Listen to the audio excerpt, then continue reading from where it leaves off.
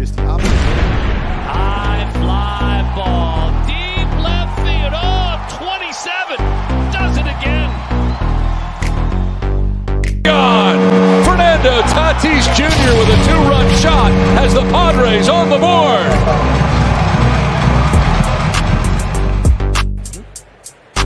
Ball and 2 strikes to Shohei here. Oh, Got it, got it, got it! 33! Oh, wow. Where did that one go? That's his 11th home run. Driven out to deep center field. Going back, Springer, turning, looking, see ya! Oh, what a shot by Judge! The Yankees lead 1-0.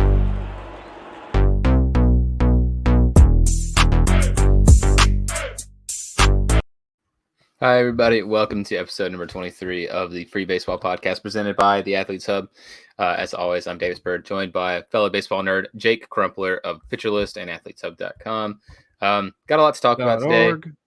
.org. I will remember that one day. I will remember it. But episode 23, got a lot to talk about. All-Star Game, Futures Game, rosters. Cool new segment we're going to start doing every week. So let's jump right into it, as always, with our Hot Weeks rundown, starting off with one of the favorite players of our third co-host that's here very seldom, Isaiah Hansen. That's Aaron Hicks. He had a pretty solid week, 23 plate appearances, hit 421, 522 on base, 1.158 OPS, scored 8 times, 3 dingers, 6 RBIs, 2 steals thrown in there for a guy that doesn't steal bases as much as he used to. Tied for the first in all of baseball with 0.8 F4 on the season. Not so good. Don't look at that as much. 238 average, 357 on base, which still isn't as bad. 359 slug, excuse me. 34 runs, 6 stingers, 26 RBI, 6 of them coming in the last week, 9 steals, 111 WRC plus, which isn't that bad. Aaron Hicks, guy off of contract. Yankees fans complained about him so much. Here he goes. He delivers for you. What else do you want? I guess a couple of big home runs like he delivered this last week. You read off his OPS is 1.158. That was, in fact, his slugging percentage. Yeah, he was going. No worries. I kind of thrown for a loop. I was like, wait a minute. Yeah, he was going off. But yeah, nonetheless, just a few big home runs. I'm pretty sure he hit a grand slam in the same day that Aaron Judge hit a grand slam. And I think they were the first pair of teammates with the same first name to hit a grand slam in the same game. So that was pretty cool. There was something I was going to say and I can't. Oh, okay. These numbers are from the past 6 days rather than the past week because we last podcasted 6 days ago. So I normally like to do since the last time we were on here. So technically not a week, but nonetheless, he led baseball in F4 and he's been pretty mediocre this year. Yeah. You read off his slug for the year as 359. That's not too great. 2 points above his OBP. He just hasn't been impacting the ball like he has in the past, but he's been making up for it with steals. He's at 9. I think his career high is like 14, and that was like 5 years ago.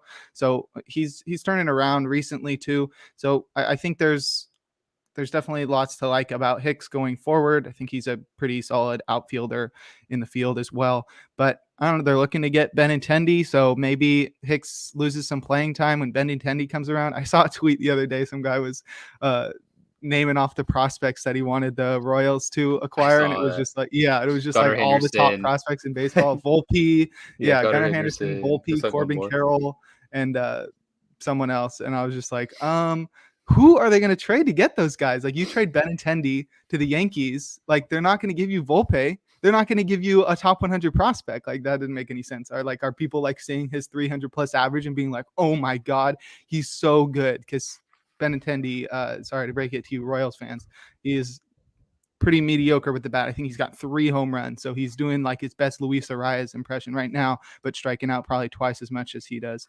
But yeah, Aaron Hicks, pretty solid week, solid enough to get the mention at the top of the show. Yeah, Andrew Benintendi trade breaking the hearts of Red Sox fans everywhere if that happens. Yeah. But moving on, another hot week, not hard week. Hot week, really good week for San Francisco Giants pitcher Alex Wood. who had 2 starts in the last 6 days. On the 5th against Arizona, went 5 innings, gave up 5 hits, 1 earned, no walks, 4 strikeouts, got 7 whiffs in that game.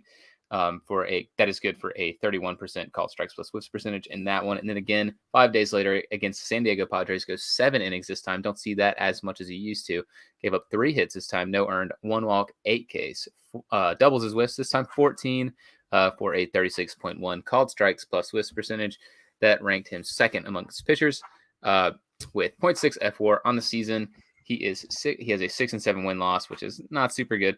But that's not the most telling stat about a pitcher. 85 and a third innings pitched, 23.2% K percentage, kind of a middling 4.43 ERA and a 1.27 whip for a guy that's kind of more of an innings eater at this stage in his career, with like some pretty solid upside for the Giants, who are looking to kind of bounce back after their really good season last year. Haven't been as good this year, but hot 2 starts for Alex Wood. Yeah, exactly. He's like you said, he's been struggling so far this year. Those numbers aren't too great, especially after 2 really solid starts. So that shows that, he's really not been the best pitcher in baseball so far this year after he was really good last year. But I think he's turning it around. The big thing about Wood this year, I think he's featuring increased fastball velocity. His sinker is going at 92.4 miles per hour last year, 91.8. I think it was a little higher earlier in the year. I think if you go back and you look at his earlier starts, he was featuring like 94 or something. His fastball was sitting 93.2. So that's pretty good. Get a 1.5 point tick in velocity there. So that can help a lot of pitchers. People do talk about it a lot, but I don't think many people realize how much like a tick in fastball velocity can change. So can change how good you are. So I think Wood has had a lot of potential this year with that increased fastball velocity, but it's finally turning around. That start against the Diamondbacks, it's an easy matchup, but the start against the Padres was a lot more noticeable, especially it was like the day after Carlos Rodon pitched a complete game. I don't think it was a shutout, but he was going off, and he'll be talked about later for sure. But the Padres are really good against left-handed pitchers. They sort of struggle against righties, and they're really good against lefties. So it was pretty crazy to see them get destroyed by back-to-back left-handers from the Giants. So maybe the Giants are starting to figure some things out as a team, and Wood is starting to figure out some things on the mound. 14 whiffs is pretty solid, especially from a guy like him who doesn't have overpowering stuff. He sort of just has a funky delivery and features like, sinker, changeup, slider, that kind of stuff. But when his slider's going like it was against the Padres, had 7 whiffs that led all of his pitches. That's really good. And yeah, he was really feeling it. And I'm glad to see him finally turning it around for a Giants team that could really use some help, especially after losing Anthony DeSclafani for the rest of the year with ankle surgery. Did you hear about that one? I did not hear about that. I saw that he was going to be out, but I didn't see the exact reason. I got the alert from like trade rumors, I think, on Twitter. That sucks. But you mentioned the uptick in fastball velocity. It's almost up an entire mile per hour, like you said. Baseball Savant has it from 91.8 to 92.4 now, with a little bit like of an increase in usage percent as well.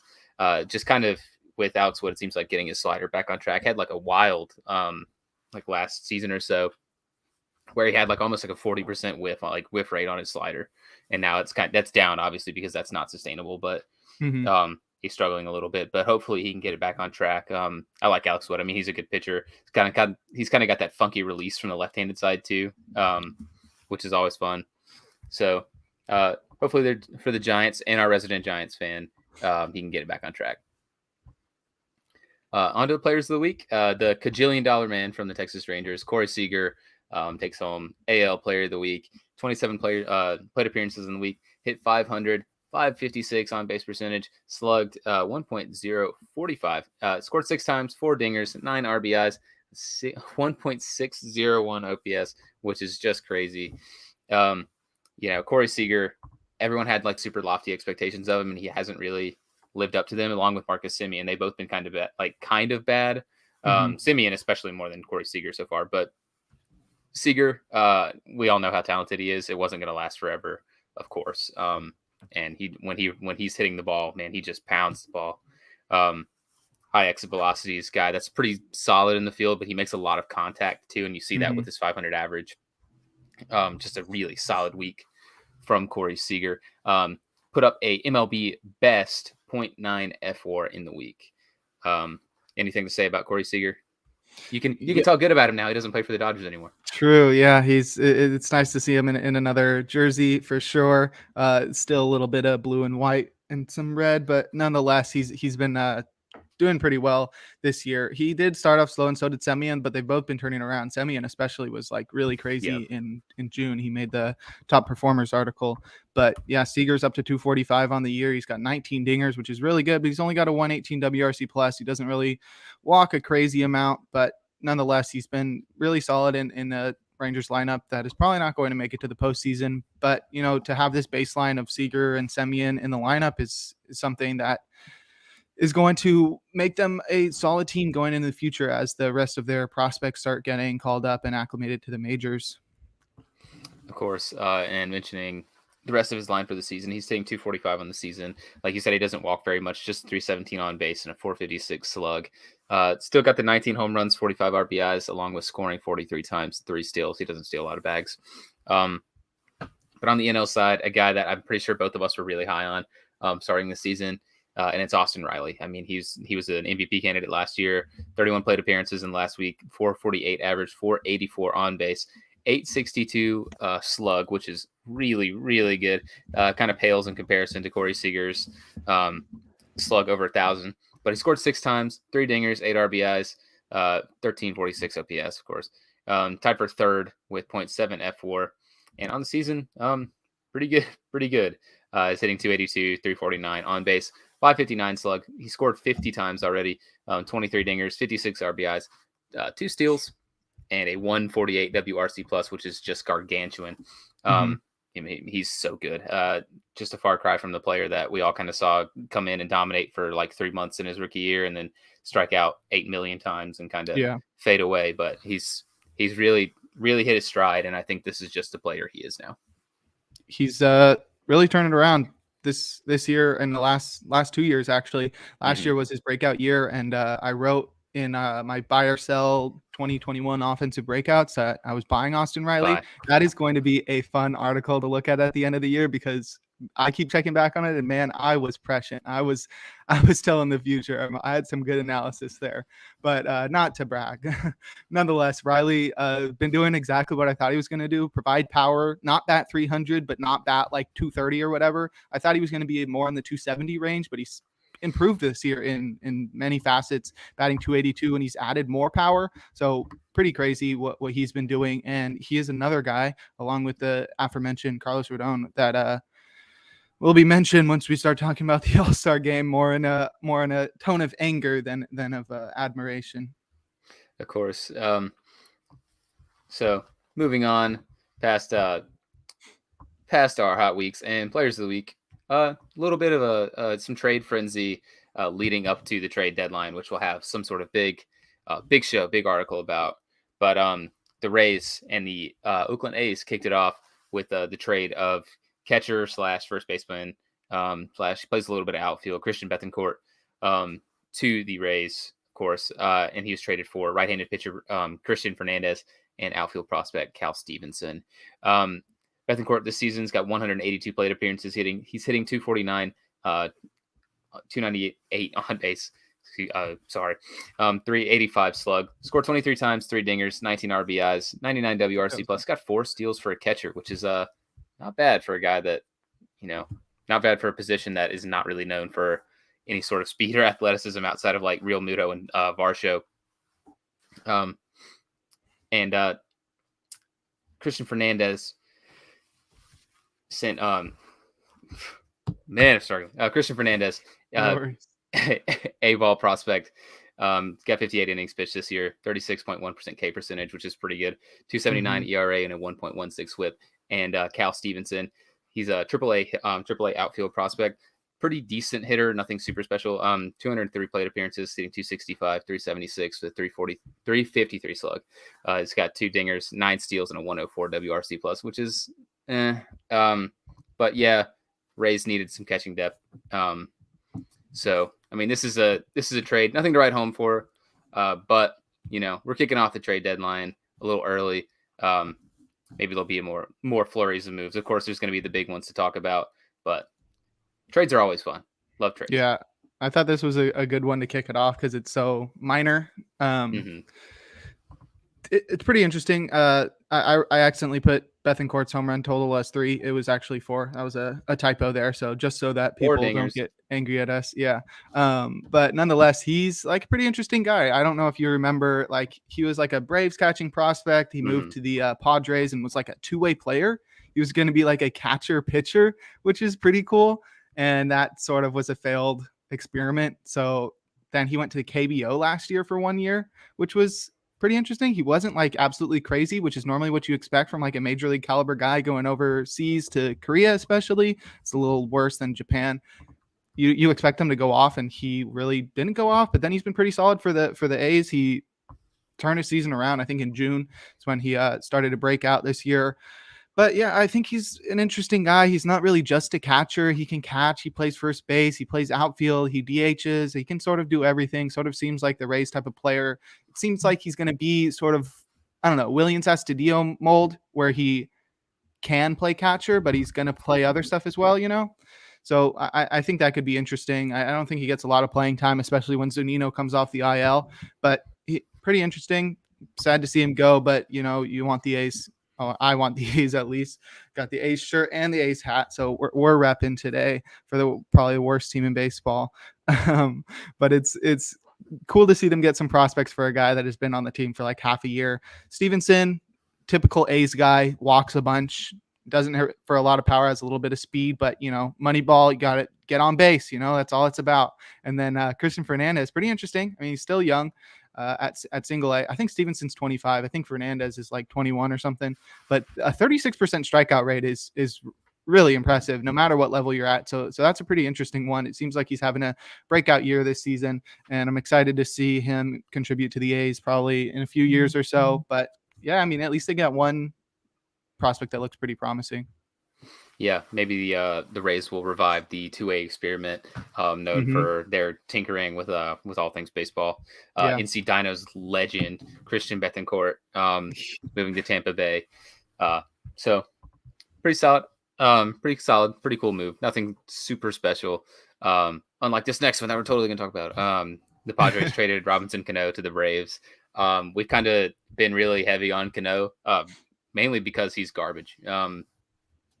But yeah, Robbie Cano is going to go to the Braves, and he'll probably just kind of be a bench bat, play every now and then. He's not any good anymore, so there's not really much to say. The Mets are paying him. What is it? What was the figure? It was at like 20 million. Over 30. Oh, well, I guess maybe the Mariners are still paying some of it too. His finances are spread all across the league. Yeah, the Mets paying Robinson Cano now to play for their division rival Atlanta Braves. Maybe it'll work out for him. So yeah, nothing super special, but Robbie Cano, Atlanta Brave. Yeah, I mean they're without Albies right now. He's just on the IL. I forget. I think it's a broken foot or something like that. Yeah, Cano probably won't get much playing time, but it's like they're playing Orlando Arcia over there at second right now. So I think, I don't know, there is a chance. One of my friends just predicted today that he's going to take Max Scherzer deep because that's what baseball is all about. Weird narratives like that. And he's going up against Scherzer today. I don't know if Cano's starting. Maybe he is. Sort of want to check that. But while I check that, he's was pretty solid. No, that was a lie. That's just like something that I just say on autopilot. He was terrible this year. I don't know. Yeah, he's awful. He was terrible this year. He played for the Mets for like 12 games. He hit 1 home run, but he batted 195. And did you know that he could actually get worse? And he batted 091 in 12 games for the Padres. So really hasn't done much. He is batting 9th today for the Atlanta Braves against Max Scherzer. So that is going to be something to keep an eye on. But nonetheless, yeah, he has been pretty terrible for the year. He's batting 149 in like 77 plate appearances. It's pretty terrible. He's striking out, way higher than he normally. Striking out 27.3% of the time. I think the highest percentage before that was 2019 when he struck out 16.3% of the time. So he's over 10% more on strikeout rate. It's obviously a small sample, but strikeout percentage stabilizes really quickly. So he's obviously not the same as he used to be at age 39, and with all those performance enhancing drug busts, he's no longer, Hall of Fame caliber.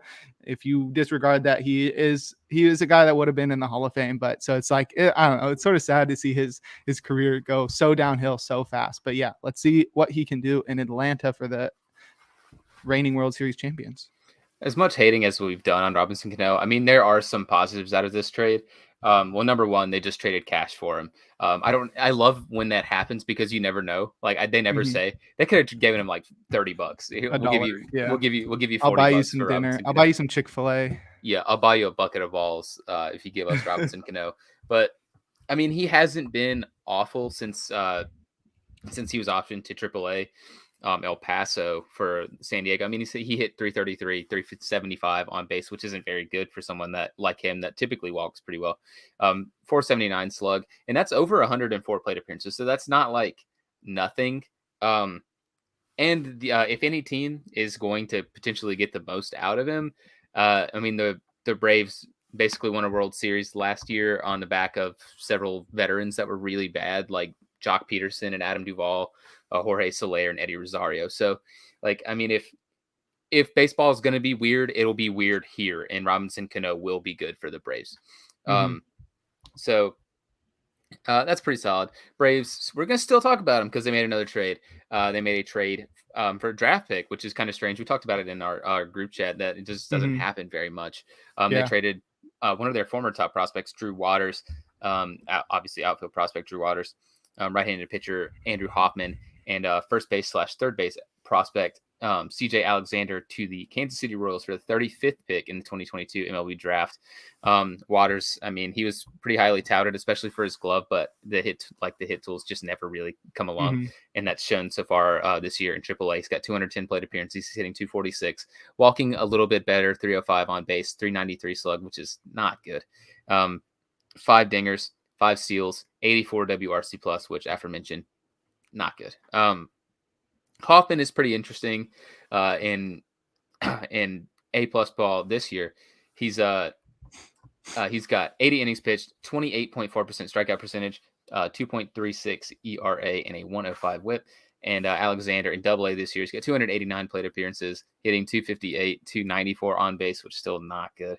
465 slug though, 15 dingers, 13 steals, so power speed threat, 93 WRC plus, which is below average. But a pretty interesting trade here. Waters is such a Royals prospect. It's uncanny. He's just like, he was supposed to be like Lorenzo Cain, and he's not really, but maybe the Royals will turn him into something. Their like prospect depth outside of like their big few, not super good.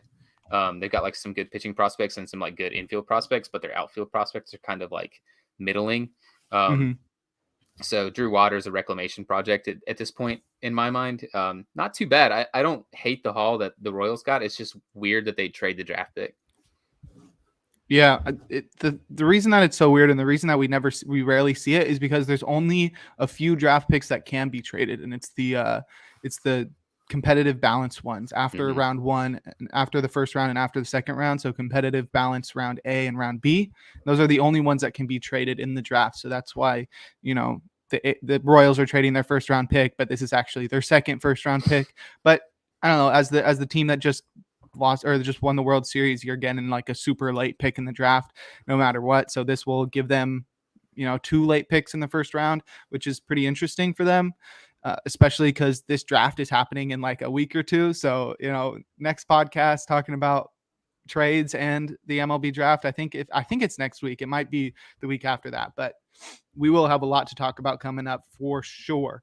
But nonetheless, yeah, Waters, his prospect stock has definitely fallen. He was a guy who was, sort of touted as like power speed threat, but the power has sort of not come through. I think it was 2019 was the height of his prospect pedigree. I think because at AA, he batted 319 with 5 dingers and 13 steals and was called up to AAA where he held his own.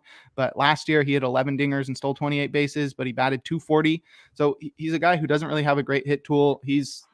Doesn't walk a lot, and he strikes out like over 30% of the time. This year has not been the case. He's been striking out 27% of the time, but last year he struck out 30% of the time at AAA. which is not what you want. I think he sort of reminds me of like Brett Phillips. I think he's sort of that mold, who was also a former Royals prospect, where he's got a good bat. His best tool is his stool. Oh gosh. His best tool is his speed, which is sort of the same for Brett Phillips. So I don't know, maybe the Royals can get a lot out of him, or maybe they'll just throw him in center field and like Michael Taylor's fashion, just like run down some balls out there, be a solid hitter. Is he a switch hitter? No, I think he's a righty only hitter. No, he's a switch hitter. Is he? He's a switch hitter. Yeah. I got his Fangraphs up. He's a switch hitter. So maybe he goes like Cedric Mullins route and just chooses one side, and then he'll, be able to break out as a hitter. But a pretty interesting return for the Braves. Hoffman, I think, is pretty young. I think he's like 21, and he's looked pretty good. But he was like a 12th round pick a couple years ago, so not the biggest prospect pedigree. None of these prospects we've talked about, I think, are ranked.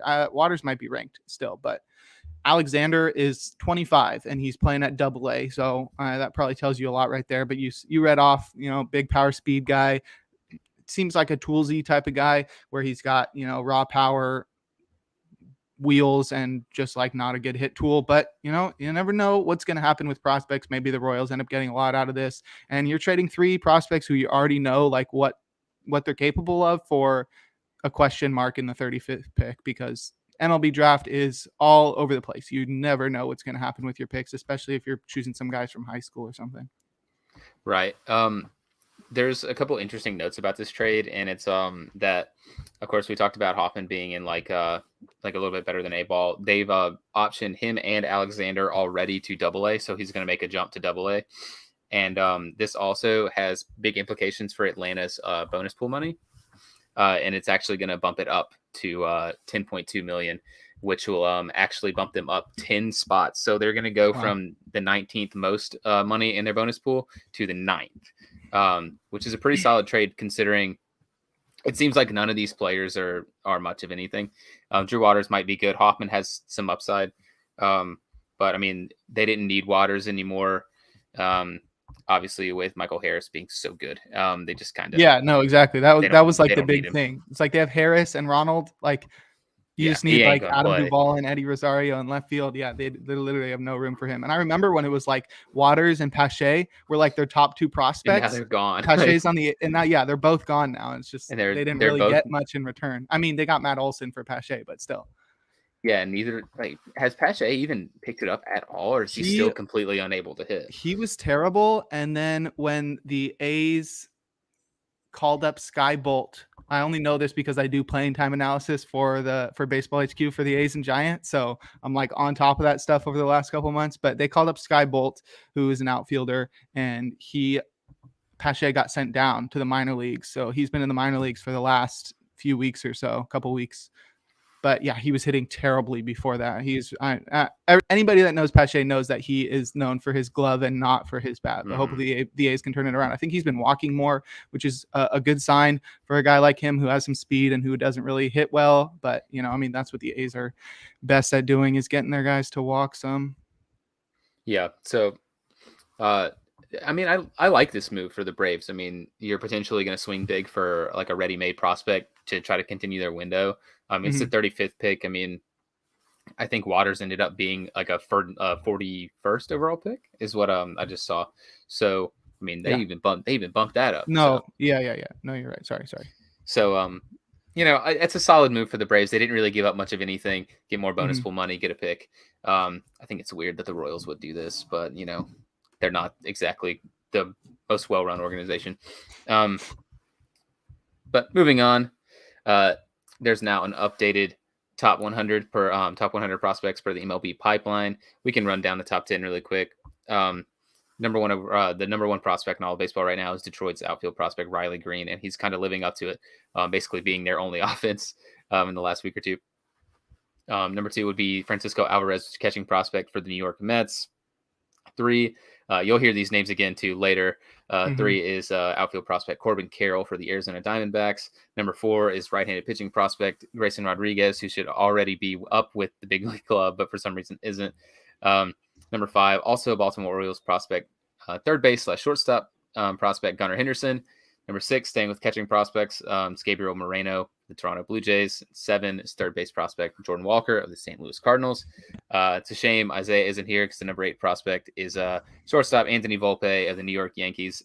So many Yankees fans super, super high on him. And then the next 2 are also shortstop prospects, Marco Luciano of the San Francisco Giants and Marcelo Mayer of the Boston Red Sox. So, I mean, these are pretty good top 10.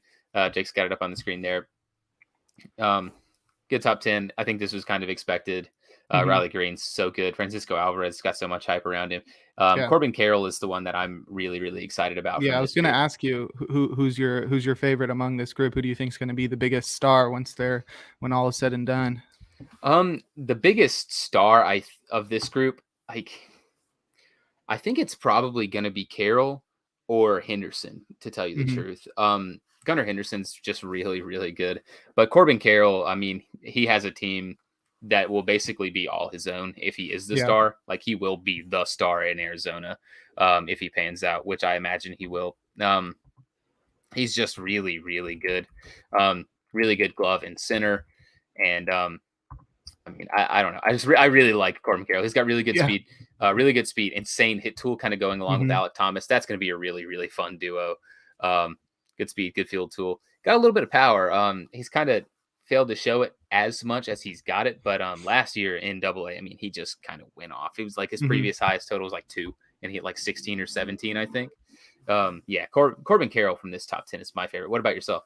I think I already know the answer. Oh, I wish it was that guy. I wish I could be like the highest on Marco Luciano, but obviously he's number 9. I think all of these guys are can't miss. Riley Green has been really incredible already in the majors. Francisco Alvarez is only 20. So, I mean, that one's really interesting. I think I'm going to go with the only pitcher, and that's Grayson Rodriguez. I think he is like really a can't miss pitcher. He's been injured this year, so he won't be called up at any point, but I think next year he gets the call, joins Adley Rutschman up there, who was the former number 1 prospect in baseball. So I think Grayrod is my choice. He's really good. He's got a big fastball. He's got a solid slider.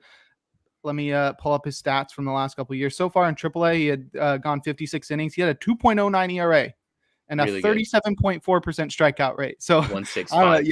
He's really good. Yeah. He's a 6'5", 220 as well. He's still only 22 years old. I think he's going to be like an ace pitcher, maybe not right from the get-go, but by his second or third year, we're going to all be like, oh man, like this guy is really good. And the fact that the Orioles still have 2 guys on here after calling up like the number 1 prospect, the Orioles are going to be really fun to watch in a couple years. I really like what Gunnar Henderson's been doing. His name is cool, but also he was one of like my later picks in my dynasty draft. We did like a inaugural draft this past offseason. I've never been in a dynasty league, and I got Gunnar Henderson, not like thinking much of him, but he's risen like so much on this list. He must be the biggest riser among all these guys, and he's jumped now into the top 5. So he's really crazy. And I think Marcelo Mayer is also a really interesting one to talk about. He was one of the top picks in the 2021 draft, and I think he was the top draft prospect by MLB Pipeline before the draft, but he got taken number 4 overall by the Red Sox.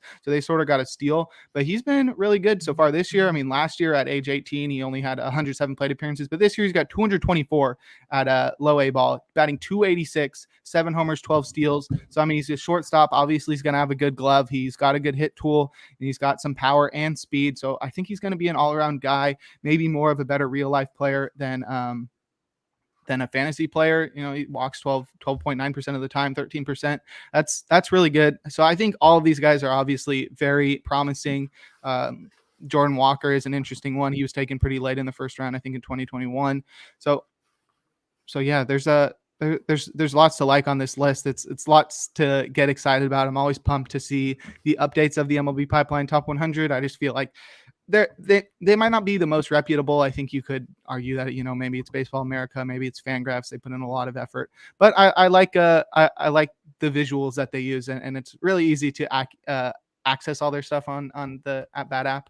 But yeah, it's always fun to see, you know, which prospects are moving up, and which ones are the next to break into the majors and become stars. Yeah. So, running down the top 10 at each position according to the new list, obviously there's going to be some overlap. but the number one catching prospect is Francisco Alvarez, as previously mentioned. Mhm. First base is Boston Red Sox Tristan Casas, who of this group is probably the one that I think, apart from Corbin Carroll, is probably the one I'd be most excited for. Number two, the second baseman is going to be Pittsburgh Pirates prospect Nick Gonzalez. Third base, Jordan Walker from the St. Louis Cardinals.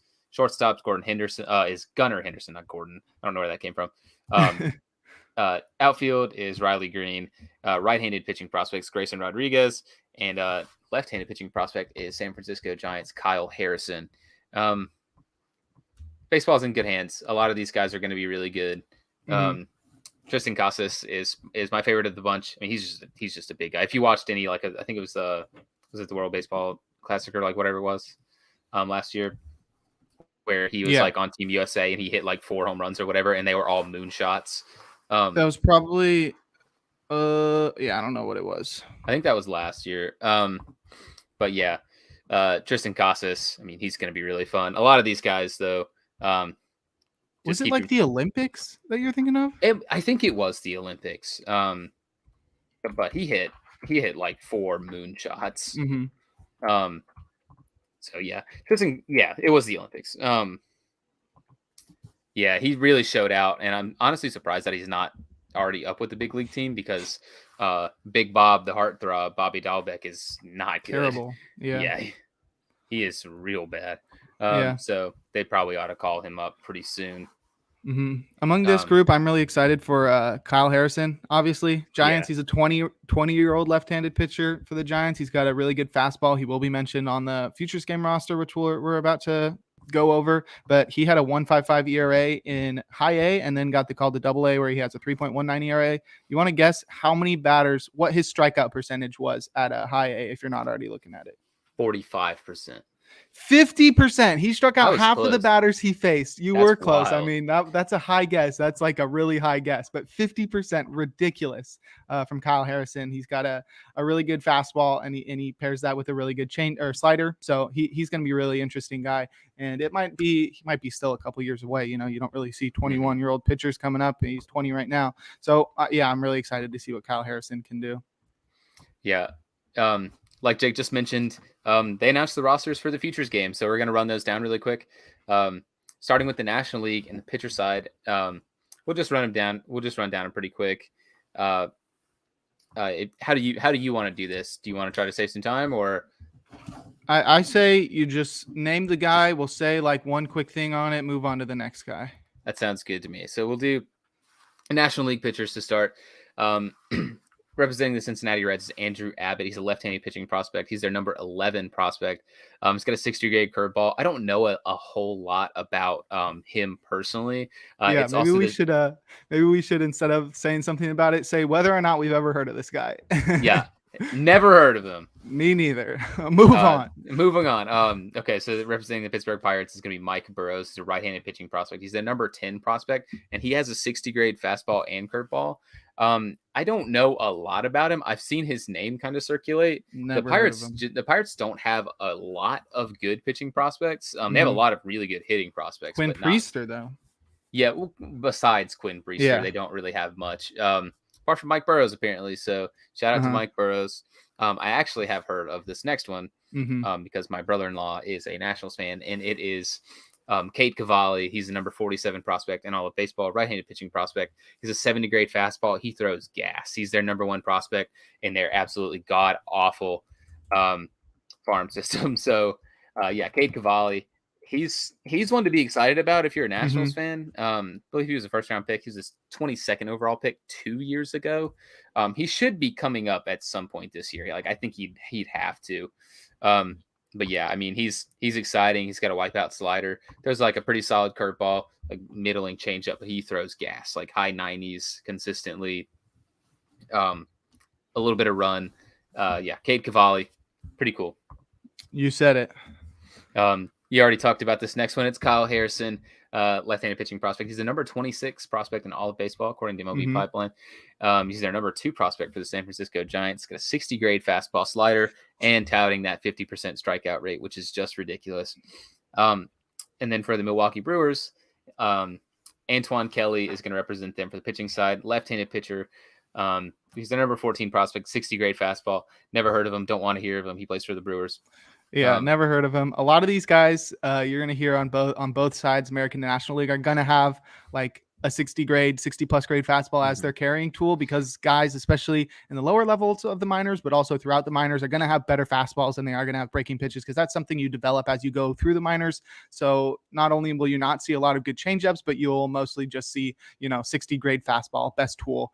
So if you hear anything other than that, or a grade higher than 60, that's when you want to start, being like, oh, wow, this guy like might be something. 60 grade fastball, very solid though, enough to get Antoine Kelly a choice in here, despite me never having heard of him.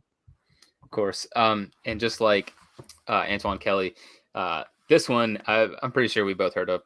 It's Bobby Miller. He's the number 27 prospect in all of baseball. There's a strong chance he might actually come up either this year or next year. He's their number 2 prospect for the Dodgers. He's their 70 grade fastball. He really throws gas. He consistently throws over 100. I don't know if you've ever go ahead. I don't know if you've ever watched him pitch. His delivery is violent. He throws it hard. Yes, he throws it super hard, and it really looks like it. I don't know if you ever faced him in MLB The Show too. He's got a really annoying Future Stars card. No, that's what I was just about to say. I was about to say, like, his card on MLB The Show is crazy. I forgot to put up this picture while we're running down the rosters and stuff. But yeah, Bobby Miller's prospect card is crazy. I don't play online that much because I really don't have much time. So I'm normally just grinding through the programs on Diamond Dynasty. But yeah, he's got the outlier quirk on his fastball to get him up to 102. So yeah, he definitely has a 70 grade fastball for sure. At least on MLB The Show. Yeah. Moving on to another Miller. I don't know if they're related. I don't think so. Eric Miller, this time for the Philadelphia Phillies. He's a left-handed pitching prospect, number 10 in the Philly system. He's got a 55 grade fastball, slider, and changeup. So kind of a more well-rounded threat compared to a lot of these guys.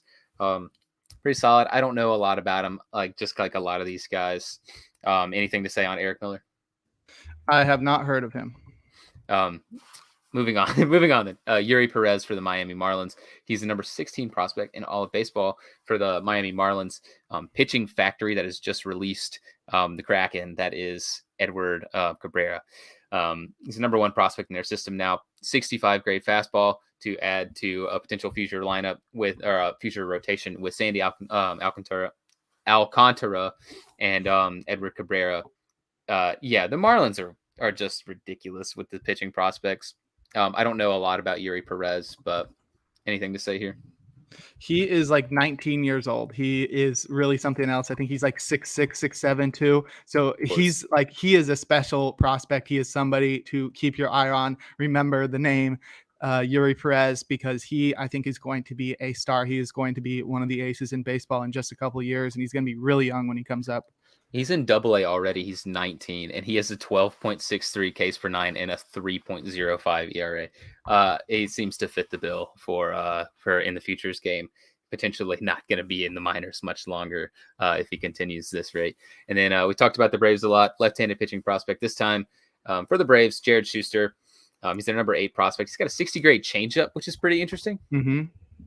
I don't know a whole lot about him, but 60 grade changeup. It's kind of cool. Yeah, I mean, that's definitely something you can build on. Changeups are the hardest pitch to develop. So when you have like your changeup as your best pitch, and then you can develop a slider, you can get some extra velo on your fastball, but developing a changeup is the hardest thing to do. So having that as like the baseline is really good. He's not a top 100 prospect, but maybe he does get there in due time. Yeah, he's on the older end of prospects. He's pretty much 24. I think Fangraphs has him as like 23 years old, and like 11 months and like 20 days or something like that. So I mean, he's on the older end. Catching prospects, as you can see on the screen, is Francisco Alvarez of the New York Mets. Number 1 Mets prospect, number 2 MLB prospect. We talked about that earlier. 20 years old, 65 grade power from a catcher. Receives the ball pretty well. I mean, he's the beast. He's just going to fire James McCann here in a few years. Probably next year. Probably. But yeah, he's a freak. You said it. Moving on, Diego Cartaya of the Los Angeles Dodgers. He's their actual number 1 prospect, number 14 prospect in all of baseball. He's got a 60 grade power and arm. So another power guy for the Dodgers, who just like, I don't know where they're going to put him. They've already got Will Smith. I mean, but can never have too many good catchers. Yeah, I think it definitely depends on how old Cartaya is, because I'm sure Will Smith is starting to creep up on free agency. Cartaya is only 20, and he's at high A ball, so I think he's like 2, maybe even 3 years away, and I think that'll give them enough time to put him in as a backup to Smith in Smith's final year before free agency, and then let Smith go, and then they'll have Cartaya on the way as well. Yeah. I actually have heard of this one, of course. It's Henry Davis, number 18 prospect in all of baseball. He's their number 1 prospect for Pittsburgh. 70 grade arm. He's a really, really good fielder as a catcher. And the Pirates, underrated for catchers. I mean, they've had like obviously Jason Kendall and Russell Martin. Henry Davis, he's going to be a beast. Yeah, you said he was the number 1 pick in last year's draft, right? He's their number 1 prospect. I don't know He what was the number 1 pick in the last year's draft. Yeah, I was zoning out for a sec. I didn't know if you had mentioned it. But yeah, he was the number 1 pick last year. So he's got a lot of hype with him. I think he's more of like a better real life player than a fantasy player. But this isn't a fantasy podcast, and we're talking about the Futures Game roster. And Henry Davis made it, and he is going to be pretty interesting. I think he provides a lot of power too as well. Yeah, 70 grade power for Henry Davis, which is insane. If he doesn't stick as a catcher, he's just going to be their first baseman pretty much every day. You just added in here, Lugano Hoppy, or just added to it. I guess that's how you pronounce it, Lugano. An E to the grade. I had a typo in there. Lugano Hoppy. Yeah, whatever. That's an interesting name. Cool baseball name. Tungsten Armo Doyle. Number 89 prospect in all of baseball. He's their number 3 prospect for the Phillies. He's got 55 grade arm and field. So defensive catcher. I don't know enough about him. He's going to have to try. He's been really good this year. His grades prove him as a defensive catcher, but he's been batting 276, 392, 525 for a 151 WRC plus at AA with 14 dingers and 5 steals, and he's only 22 years old. It's pretty good. Yeah, I think he could be pretty interesting. Yeah. A prospect I think is going to be pretty interesting here too is Darren Baker, second base prospect. He is not ranked in the top 100, but he's the Washington Nationals prospect.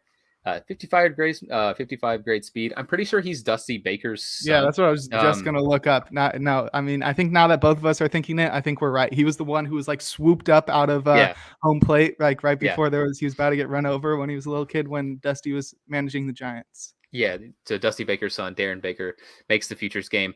Hopefully I can't imagine Dusty won't be there. So that'll be cool to see that. Cincinnati represented again here with Ellie De La Cruz, who's a third base and shortstop prospect, number 50 in a top 100. He's their number 2 prospect for the Reds. 60 grade, a run plus arm, which is pretty interesting to see. Third baseman / like a third base prospect that's like really good on the base paths. Like it's not the most uncommon, but pretty interesting. Bro, his stats right now: high A ball, batting 303, 160 WRC plus, 20 home runs, and 28 steals. Yeah, he is something else. Yeah, he's only 20 years old, but he's going to get a call up to AA at any point. I think he's going to be pretty special.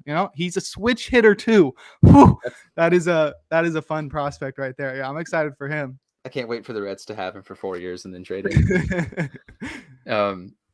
Ezekiel Tovar, shortstop prospect for the Colorado Rockies. First Rocky, let's go. Number 58 prospect in baseball. He's their number 2 prospect, 70 grade in the field. Rockies love their fielders. You got Nolan Arenado, Trevor Story. Both those guys are gone. Ezekiel Tovar probably gonna follow in their footsteps eventually. But pretty cool guy. I don't know a whole lot about him other than apparently he's got a pretty slick glove there for the Rockies.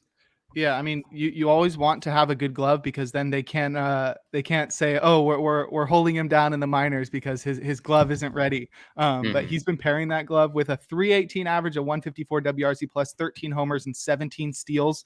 That's pretty good at AA, and he's only 20 years old. He is very interesting, but the Rockies are known to not believe in their prospects until they're 24. So we might have to wait half a decade for Tovar to be in the lineup every day. The only two that like they really gave a chance, he was like Garrett Hampson and Brendan Rodgers, and then Garrett Hampson was pretty awful, and then Brendan Rodgers just like turned it on this year, but it was pretty It took bad him the last so two. long. Following up is Ezequiel Tovar, is Miguel Vargas. He's like a utility guy, plays a little bit third, can play second, first base, number 71 prospect in all of baseball. He's the Dodgers' number 5 prospect, and he's got a 60-grade hit tool. So he'll be another like utility Chris Taylor kind of guy is what it looks like.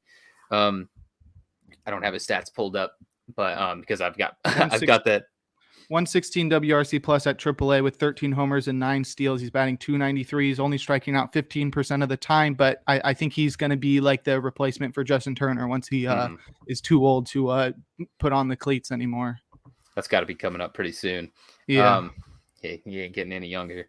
Got a Giants prospect. Yes. David VR. He's a second base, third base prospect, unranked in the top 100, 55 raw power grade. Pretty good. I mean, what else you got to say about Mr. VR? He is really good. He has only posted a WRC plus below 140 one time in his minor league career. This year, he was at 151 at AAA. He hit 21 dingers. He walked 15% of the time, batted .284, 151 WRC plus. I think I said that already, but yeah, I'm really excited for him. Longoria went on the IL, and VR was the immediate replacement. He's been playing every single day. He also plays second base. So yeah, he's really interesting. And the fact that he's unranked is because he's 25 years old. So, he seems like a guy, that could end up being quad A, but I really am excited to see how he can do in the future. Got a pair of St. Louis Cardinals here. Jordan Walker, we already talked about him in the top 10. Third base prospect, number 7 in baseball. Like we said earlier, he's their number 1 prospect because, of course, he's got 65 plus power grade. He was their top draft pick. I think it was it? You said it was last year, right? 2020. I think it was 2020. 2020. Yeah, he just pounds the ball. He's going to be another hitter that's going to be really good for them for a while. And that's followed up with Mason Wynn, who's a shortstop prospect. He cracks the top 100 as well. He's a number 90 prospect and they're number 4. He has an 80 grade arm. He has an absolute gun over there at short. Yeah. And he's going to be another guy that goes over there and wins a bunch of Gold Gloves at shortstop for them. 80 grade is crazy. I think he's the only guy on this list on either team that has an 80 grade tool of any sort. So That's crazy. He is going to be like O'Neal Cruz gunning over fastballs from shortstop, but his minor league numbers are pretty interesting. He only hit 1 home run in high A with 15 steals, but a 162 WRC plus because he hit almost 350. And then he got called up to double A and he somehow added power. And now he has 6 home runs in double A, but his WRC plus is 92 because now he's not making contact. So I don't know, all over the place, but he's definitely tooled the F out. Yeah. So moving on, we've got the outfield prospects. The aforementioned Corbin Carroll leads this group. He's a number 3 prospect in all of baseball and the number 1 prospect in the Arizona system. 70 grade run tool. I believe he also has a 70 grade hit tool. Yeah, he has I believe it's a 55 grade hit tool. It's like they're different. If you're looking at Fangraphs, I was looking at MLB Pipeline has their own grades. Yeah, I'm looking at Fangraphs. He has like a 55 hit tool or whatever. But yeah, I mean, he really makes a lot of contact, doesn't strike out a ton. Has been hurt, I believe, this year. Hasn't played a lot. But he's still super young, just 21 years old. Last year in Double A for Corbin Carroll, he had 16 dingers, had 62 RBIs, struck out 24% of the time, but also walked almost 15% of the time and hit 313. And had a 169 WRC plus. So I mean, in that chasm of ballpark in Arizona, he's gonna be a stud when he finally gets called up. Yeah, you covered it. This time for the Milwaukee Brewers, it's gonna be Jackson Chourio. I think I pronounced that right. He's the number 38 prospect in all of baseball and their number 1 prospect in a getting kind of depleted farm system. He's got 60 grade run tool. I don't know that much about him. He's interesting. He is interesting. He's sort of come out of nowhere this year. He's only 18 years old, so he's got a lot of way to go. He's in low A, but he had a 162 WRC plus. He batted .320 so far this year. He's striking out 28% of the time, which isn't great. But he's got 12 homers and 9 steals, and if he's got 60 grade run, he's got speed. He looks like he's adding power. He was not their number 1 prospect before this update, so he is obviously moving up the list right now, and he seems pretty interesting as of now. course. And moving on to the one that I've been waiting to talk about, and it's Chicago Cubs prospect and the number 78 prospect in all of baseball, number 3 for the Cubs system. He actually, I think they're supposed to update the rankings, and he might have overtaken Brennan Davis. But it's Pete Crow Armstrong. This guy has really just kind of exploded onto the scene. They traded Javi Baez to the Mets last year and got him back in the deal. And before that, he was previously just kind of like a decent hit guy, really good glove in the outfield. In A-ball this year in Myrtle Beach, he just decided, okay, well, I'm going to start hitting home runs in the leadoff spot, and I'm not going to strike out anymore. So he's just been really good. He hit 354. He just recently got moved up again to A+, A+ ball. But in A-ball, he was a monster. And Myrtle Beach is like an offensive environment, but he had 7 dingers, scored 39 times, 27 RBIs. He had 13 steals, walked 12% of the time. And he hit 354, and it had a 443 on base at a 176 WRC plus for a guy that's supposedly wasn't supposed to be a hitter, which is pretty crazy. He's got a pretty interesting story. I think both of his parents are actors, which I think was pretty cool. He's a weird guy if you ever look at his social media, but I love PCA. So hopefully he's going to be manning it in center in Wrigley, chasing down fly balls in the gap on those windy nights soon. Yes, sir. Moving on. Both of these guys I'm actually pretty excited about too. It's pretty interesting too because they follow each other. They follow each other back to back in the top 100, and it's both NL West guys too. It's gonna be Robert Hassel III, who's just a beast. He's the number 1 prospect in the San Diego Padres system now. Number 24 in all of baseball, 60 grade hit tool. He was one of the guys like in all of their trades that supposedly was untouchable. They were not going to move him for anything. And you can see why. He's been just really, really good in the minors for them. Still super young, 20 years old. 60, I think, what is that? Did I say 60 grade hit tool? He's hitting 310 in A+ ball this year, 386, and he's got a 140 WRC plus. Like, yeah, he's just a beast. Definitely. Yeah. He was the 8th pick in the 2020 draft. So got some prospect hype surrounding him. This is another guy that I'm pretty excited about too. We try to down the Rockies as much as we possibly can, but in the draft that this guy came out in 2020, because COVID shortened season, there wasn't like a lot of baseball going on. So the draft was like super, super exciting. Zach Veen of the Colorado Rockies is the number 23 prospect in all of baseball, and he's the number 1 prospect in the Colorado Rockies system. He's going to be super exciting when he finally gets called up. He's a big, huge hitter. He's like 6'5", 6'4". 6'4". He's got a 60 grade hit and arm tool, so he's going to be manning it in the outfield alongside Noodle Arm Charlie Blackmon. But yeah, I mean, he's got a lot of potential to hit for power. He's got a left-handed swing. He's hit in 2 years, in the minors in A-ball and A+ ball. He's hit 25 home runs, and under 200 plate appearances. So he's also stolen 71 bases. He's stolen 71 bases. And he's never posted a WRC plus below 135 in 2 years. So pretty interesting though. He was also selected 1 draft spot after Hassel. So Hassel gets the 1 spot after him on the pipeline list, but Veen was drafted right after him. So I mean, those guys seem to be tied together, and maybe they will be once their major league careers get underway. Yeah, that'd be really cool to see both of these guys kind of show out.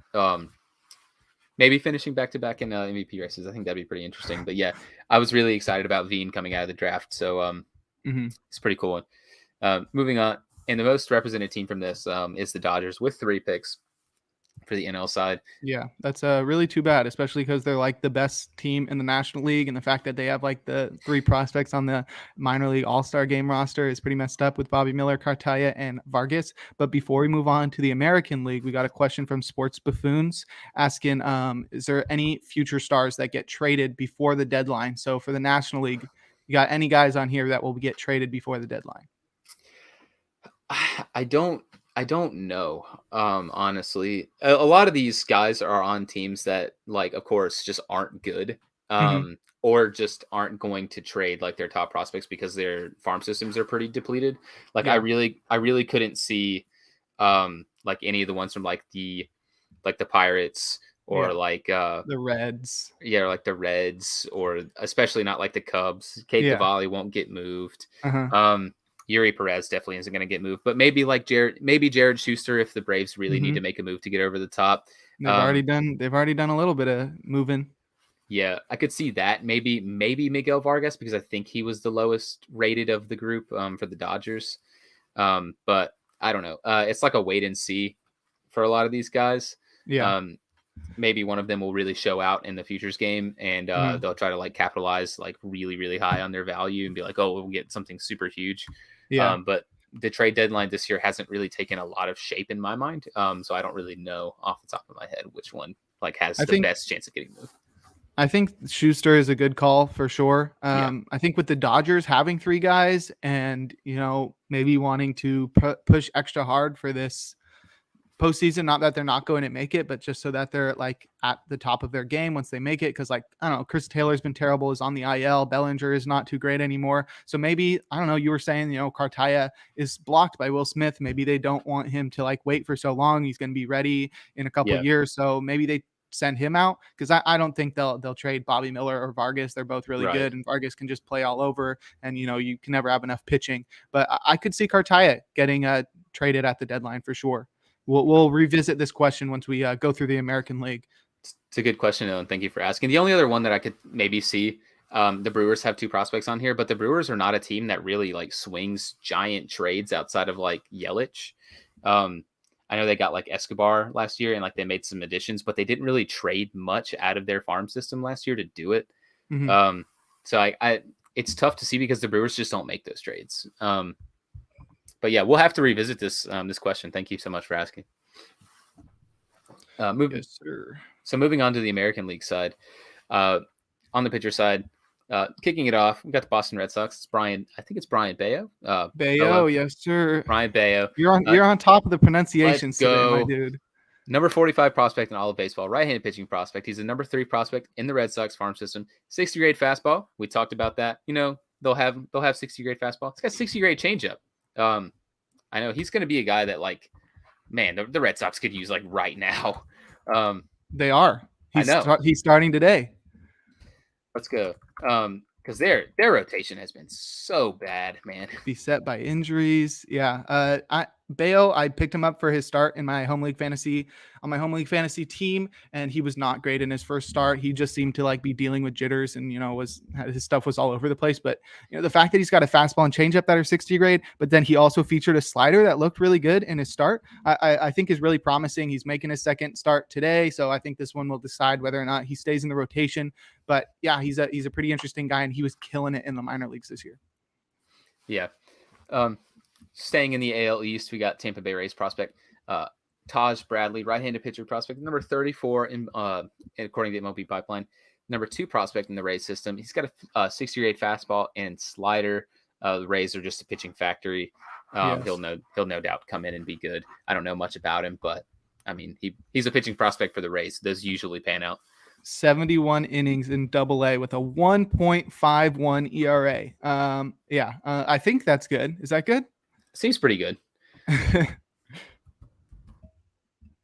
Moving on, we got Houston Astros prospect Hunter Brown. He's the number 84 prospect, right-handed pitcher. Their number 1 prospect, 65 grade fastball. Have you heard of him? No, sir. But 65 grade is pretty good. So I guess he throws gas, and he's a new top 100 prospect. So he's definitely got some promise. Not too bad. The next one on the list is the Los Angeles Angels. He is their number 4 prospect, unranked in the top 100, 60 grade fastball, coming from the left side, which is pretty rare. Don't see that super often. Also got a 55 grade slider, that's like 55, 60 grade slider, according to Fangraphs. The dash on the Fangraphs is current and future. Current and future, yeah. So I mean, 55, not gonna get a whole lot better. 60 grade slider. He's been solid in Double-A ball, I guess. 67 innings pitched. He's got a 3.34 ERA. K numbers aren't as high as they were in A+ ball, but yeah, I mean he's 6'6". Yeah, but he's a pitching prospect for the Angels, so yeah, that's sort of not bad ideal. place to be for that. Yeah. got a familiar name for the next prospect. I literally did a double take when I was writing this. Yeah, Detroit Tigers pitching prospect, number 4 prospect, not ranked in the top 100, 60-grade fastball. It's Wilmer Flores. And you're like, hey, wait a minute. Wilmer They Flores. stole our guy. They stole our Wilmer guy. Flores. So yeah, he's apparently been pretty good. I mean, he's got 39 innings pitched this year in Double-A, 2.54 ERA with 3.3 FIP. Yeah, I have heard of Wilmer Flores. I've never heard of this Wilmer Flores. I have heard of the next guy though, and it's the number 5 prospect in Seattle system. It's Emerson Hancock. He's pretty good. I want to say we've already talked about him on this podcast at least once before, in like some capacity. But yeah, Emerson Hancock, 60-grade fastball. Like a lot of these guys, he's still he's not as young as a bunch of these other guys. He's 23 already, but I mean, like he's got pretty good stuff, and he's kind of showing it off this year in Double-A. It's got a 2.41 ERA. FIP doesn't really look super good. 4.41. Double-A is more of a hitter's environment, and that's through 41 innings pitched. So another one of the highly ranked Seattle pitching prospects there. Anything to say on Emerson Hancock before we go to the next guy who I know we've both heard of? Yeah, no, nothing else there. A name you might find very familiar here is going to be Jack Leiter, of course, son of Al Leiter. He's the number 1 prospect in the Texas Rangers system and the number 17 in all of baseball. He was a super, I don't think he went number 1. Did he go number 1? 2, because Number Henry 2. Davis went number 1. That's right. So he was the number 2 prospect. That was last year, correct?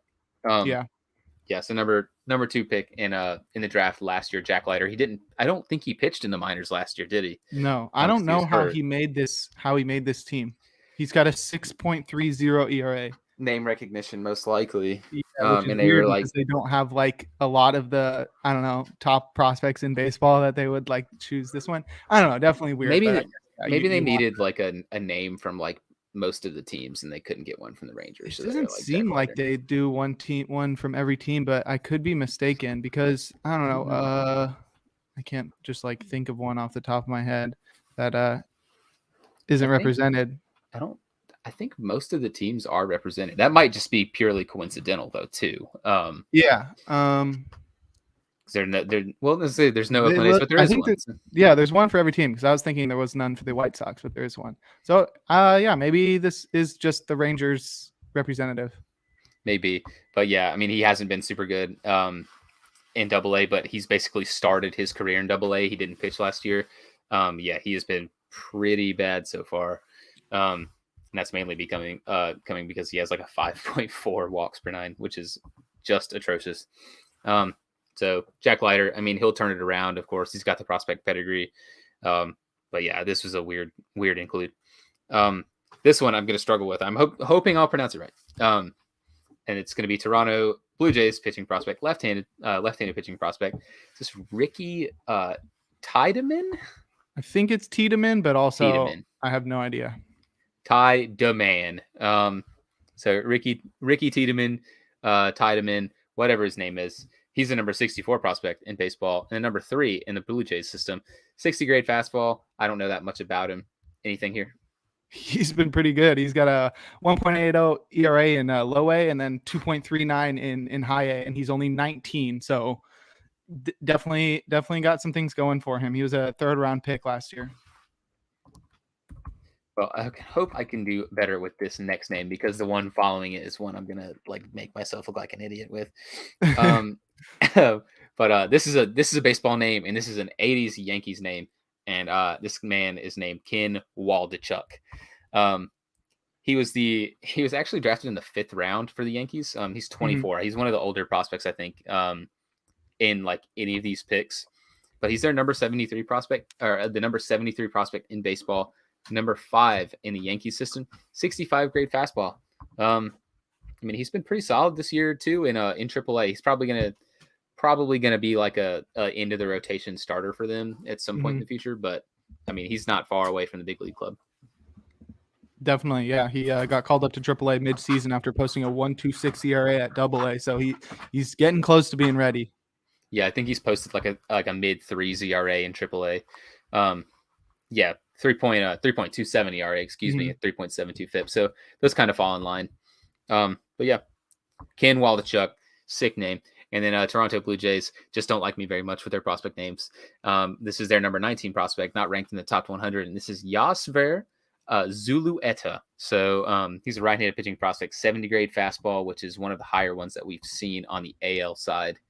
I don't know much about this man other than that he throws gas. Yes, sir. So shout out to my man Yasver. I don't want to say your last name again, Yasser, but you're the GOAT. So moving on to 80 grade name. 80 grade name. Shout out to him. Those jerseys are just gonna sell out in Canada. They know how to pronounce it. They got good public schools. So moving on to the catchers. Houston's represented again here. The number 14 prospect, 60 grade hit and arm tool for Yainer Diaz.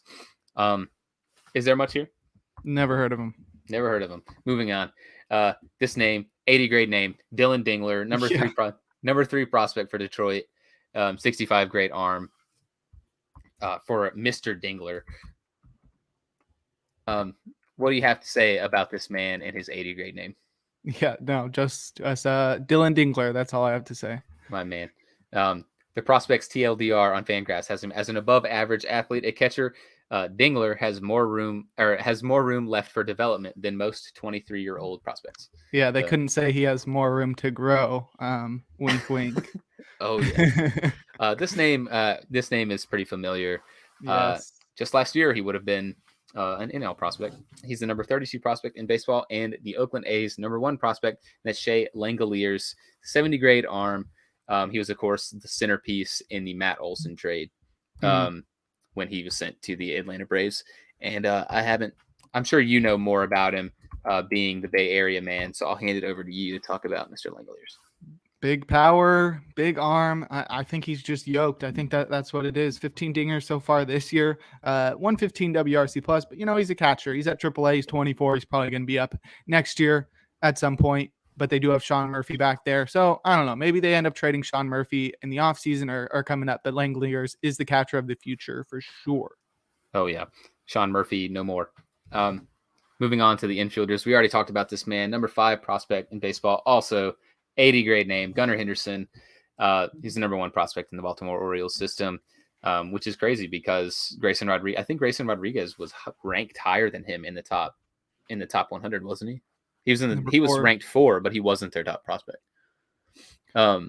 Which is pretty interesting. Then I might have messed up. Yeah. Gray Rod would be the number 1 prospect. That was my fault. Okay, so he's the number 2 prospect, but he's the number 5 prospect in baseball. He's still a beast. That's why I didn't even think about it. I didn't even think to double check because he was number 5. I'm just like, oh, that has to be number 1. Yeah. So Grayson Rodriguez, 6 shortstop. That's Gunnar Henderson. But Gunnar Henderson, I mean, we talked about him so much already. He's just a freak. Staying in the AL East again, it's Curtis Mead. He's a corner infield prospect, plays third, first, number 61 prospect in all of baseball, number 3 in the Rays system, 60 grade hit tool. That's a Rays name, Curtis Mead. That's like a random region in MLB The Show career mode. Yeah, I think he's Australian, but maybe that's just because of his name, because stupid Fangraphs doesn't show birthplace, and I don't want to have to go through Baseball Reference. But yeah, I think he's Australian. But yeah, nonetheless, he's been pretty good this year. While you Google at 305 at AA, and he got called up to AAA at just 21 years old, and he's been walking more than he struck out in 11 games there. He is from Australia. Cool. And my favorite thing about him that I would love to read is the prospect TLDR is just the best that I have read so far of anyone. And it says the bizarre Mead is perhaps the most interesting prospect on the entire list. A pot-bellied free swinger who generates terrific power on contact. He plays third base like David Byrne dances. I love that so much. Sounds like a third baseman Alejandro Kirk or something. Yeah, my man. Shout out to David Byrne, lead singer of the Talking Heads. I didn't even know who that was. Getting a sweet mention on Fangraphs of all places. But yeah, I mean, I don't even know if I want to read any more about him. Like, that just kind of summed him up perfect. Yeah. But yeah, So Curtis Mead, hopefully he'll be like a new cult hero for like the Rays if he's like a big pot-bellied free swinger, like it says, like G-Man. That'd be so sick to have like two corner infielders be G-Man Choi and this guy. Moving on, it's the number 13 prospect in the Cleveland Guardians system. He's also a corner infield prospect. This is John Kinsey Noel. He's got 60 grade power. And maybe he'll pan out like some more of these prospects that the Guardians have kind of plucked out of thin air. Yeah, he strikes out a lot, but that name, I think that's going to be. Sometimes it's just you look at a guy's name and you're like, that name is like so like that guy's going to be a major leaguer. I just know it. He's going to be solid. But yeah, he's a big guy. He's got big power. I think he's 6'3", 250. So yeah, pretty yoked. Yeah, he's hitting 217 in Double-A this year, but he has a 150 WRC plus. Mm-hmm. He's hit 10 dingers. No, excuse me, 6 dingers. I read that wrong. 6 dingers, 10 RBIs. Still walks like 13% of the time. That's pretty good. This guy, we both heard of him.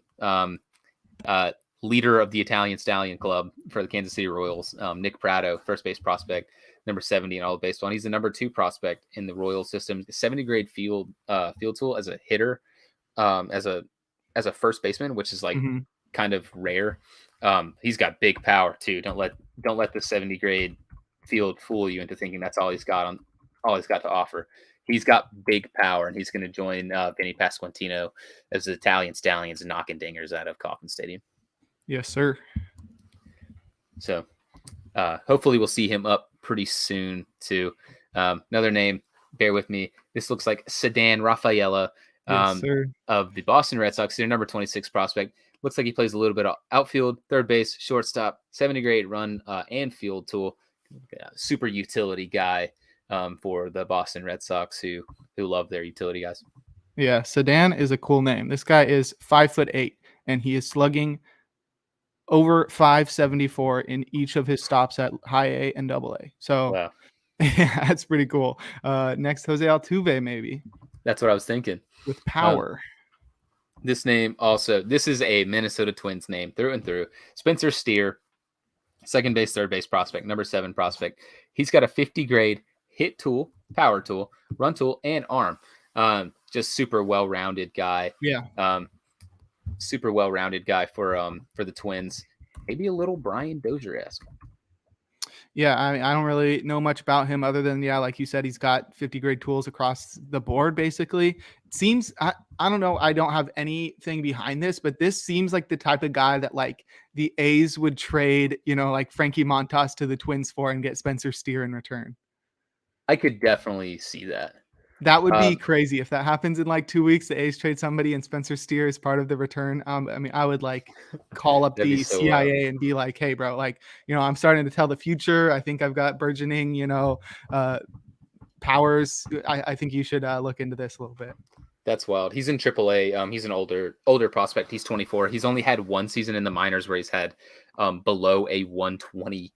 1 WRC plus, and it was 99 in 2021, and that was just in his first like little cup of coffee in AA ball. So yeah, he's a guy that looks super well rounded, just right off the rip. This guy, to a lot of Yankees fans and a lot of baseball fans, has superstar written all over him. It's Anthony Volpe. He's the big reason that the Yankees didn't go out and get a Carlos Correa or get Corey Seager or anything. It's because of him. He's the number prospect in all of baseball. He's their number 1 prospect, and he's got a 60 grade hit tool and power tool. He probably projects long-term, maybe as a shortstop, maybe as a second baseman. He's got a pretty solid glove, but it's not like, it doesn't look at the moment like Gold Glove worthy. But yeah, I mean, he's a pretty solid hitter already, and he'll be up in the next couple years. Yeah, and he's fast. I think he's got 35 steals at AA this year. The guy is younger than my little sister. I have 2 siblings, and my sister is the youngest. This guy's younger than my little sister. That is so weird. 21 years old.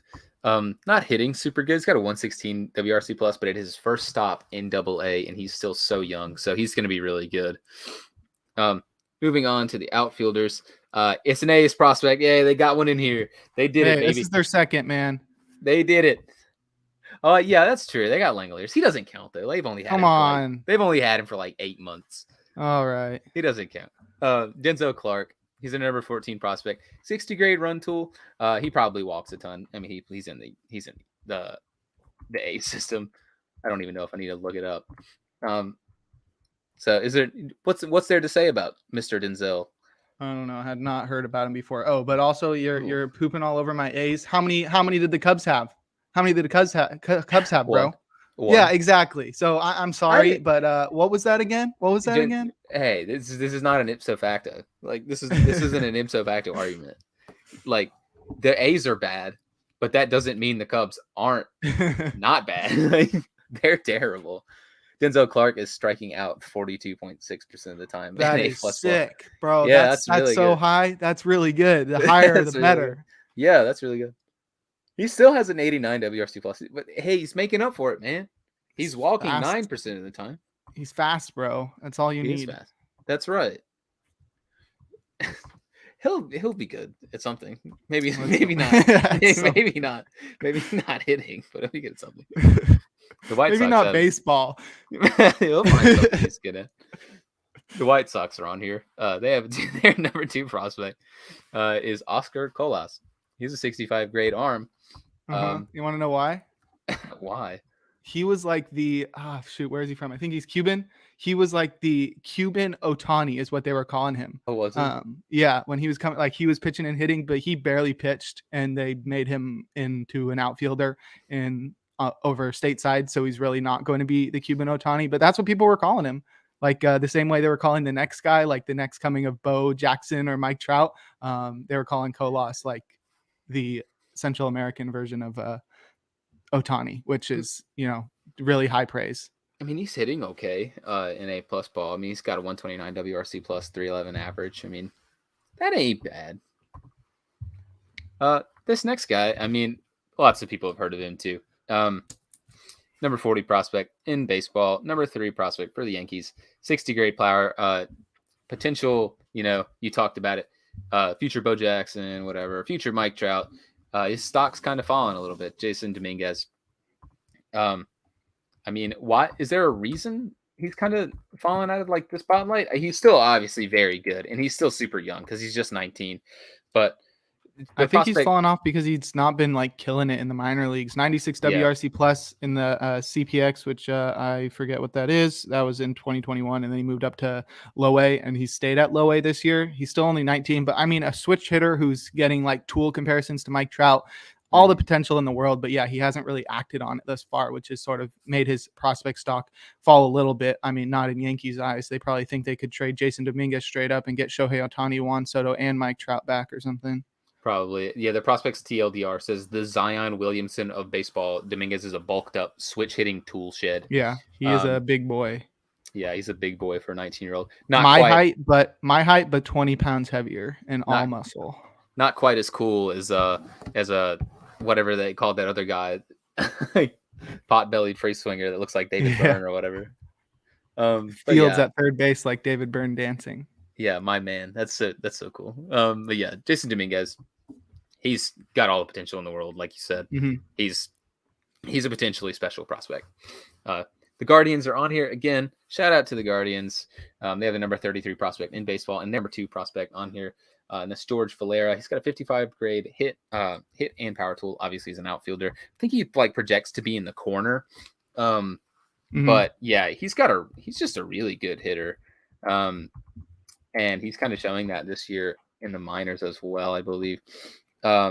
Yeah, he's hitting 277, but he's got a 379 on base. So I mean, and a 140 WRC plus, he's just killing it. Anytime someone walks 100 points, like, or their on base is 100 points better than their average, like, they're a really, really elite, like really elite eye at the plate. And that's represented with his 14% walk rate. So he fits like the Guardians, who are kind of like the East Coast Midwest A's in a way, where their guys kind of all do the same thing. They put the ball in play. They play pretty good defense and they walk. Don't spend money. Yeah, and they act like they're broke even though they have money. So shout out to George Valera. Shout out to the Guardians, who are still somehow competing with their team costing several buckets of baseballs, and that's it. The last one on here is Twins prospect again. They kind of killed it here too. Their number 8 prospect is Matt Wallner. He's got a 65 grade arm. I don't know that much about him. Me neither. But yeah, I'm surprised that it took us this long to make it through all the rosters because we're like halfway through There's the so many rundown. people. This is going to be the longest podcast we've ever done. World record. We're gonna speed run the rest of it. So once our we new get to the segment- good part, we'll speed run. yeah. Before that, though, the Yankees were the team most represented in the American League, which means the Yankees and the Dodgers were the teams most represented in both of these leagues, which is, I mean, those are the 2 best teams in baseball, and they've got the most prospects on the All-Star team. I don't know if that's because it's like Yankees and Dodgers prospects or because they actually, have the best prospects in baseball, but that is like not a good sign for the future. Bringing Sports Buffoons questions back up real quick. Who do you think's traded among these at the deadline? Oh yeah. Well, Anthony Volpe and Jason Dominguez are going to get traded for Jesus Christ himself, probably, according to the Yankees fans. True. I don't know. I could see like the Rays trading like Curtis Mead, or like Taj Bradley, and getting something big because they're trying to make a push. I know like they're another team that like plays broke all the time, but I mean they gave Wander Franco the big like super extension. Ken Waldichuk could maybe get traded, but maybe not. The Blue Jays are also still trying to make a run at the postseason, so I could maybe see one of them too, of Tiedemann and Yosfer Zulueta get moved. Like there are names on here that are obviously untouchable. Like Gunnar Henderson's not going to get moved. Nick Pratto is not going to get moved. Maybe like you said, Spencer Steer. Spencer Steer is probably a name that. Yeah, I mean, I was going to say I already made my prediction, so right. Yeah, Spencer Steer to the A's. Yeah, that'll probably happen. Yeah, I think that's probably the most likely one, I would say. Yeah, like the Twins Spencer need Steer. some upgrades, and it's just, I don't know, like not a top 10 prospect or not a top 5 prospect even on his own team. I think that's most likely. Wallner's the same thing. I mean, he's like the number 8 prospect. Like either of those guys could get moved. Exactly. Yeah, so probably one of those two. Maybe Colas too. The White Sox. I don't know. They've only had him for like a year. I think they want to see what they got. I don't know. Like I think a bunch more of these guys I think would get moved than the National League guys. If anything. But they're definitely like untouchables on here. Like Brian Bayo's not going to go anywhere. Gunnar Henderson's going nowhere. Anthony Volpe is probably going to go nowhere. Leiter's definitely not going nowhere. Like a lot of these guys are like untouchables. Yeah. We're going to move on to our new segment we're planning on doing every week from now on. We're going to do like a miniature draft. We're going to do it snake format. So when Isaiah joins us, it'll kind of go through all 3 of us. But for this, it's just going to be bouncing back and forth. Not just a miniature draft though. This is going to be like you said, weekly draft. So like we draft some guys and then we see how they do the next week. And then whoever had the best performances of the guys that they selected, they get a dub. We'll keep a tally. And at the end of the year, someone's going to have to do something embarrassing, like call the president or something. That would be funny. That'd be cool. On the podcast. On camera. Yeah, on camera.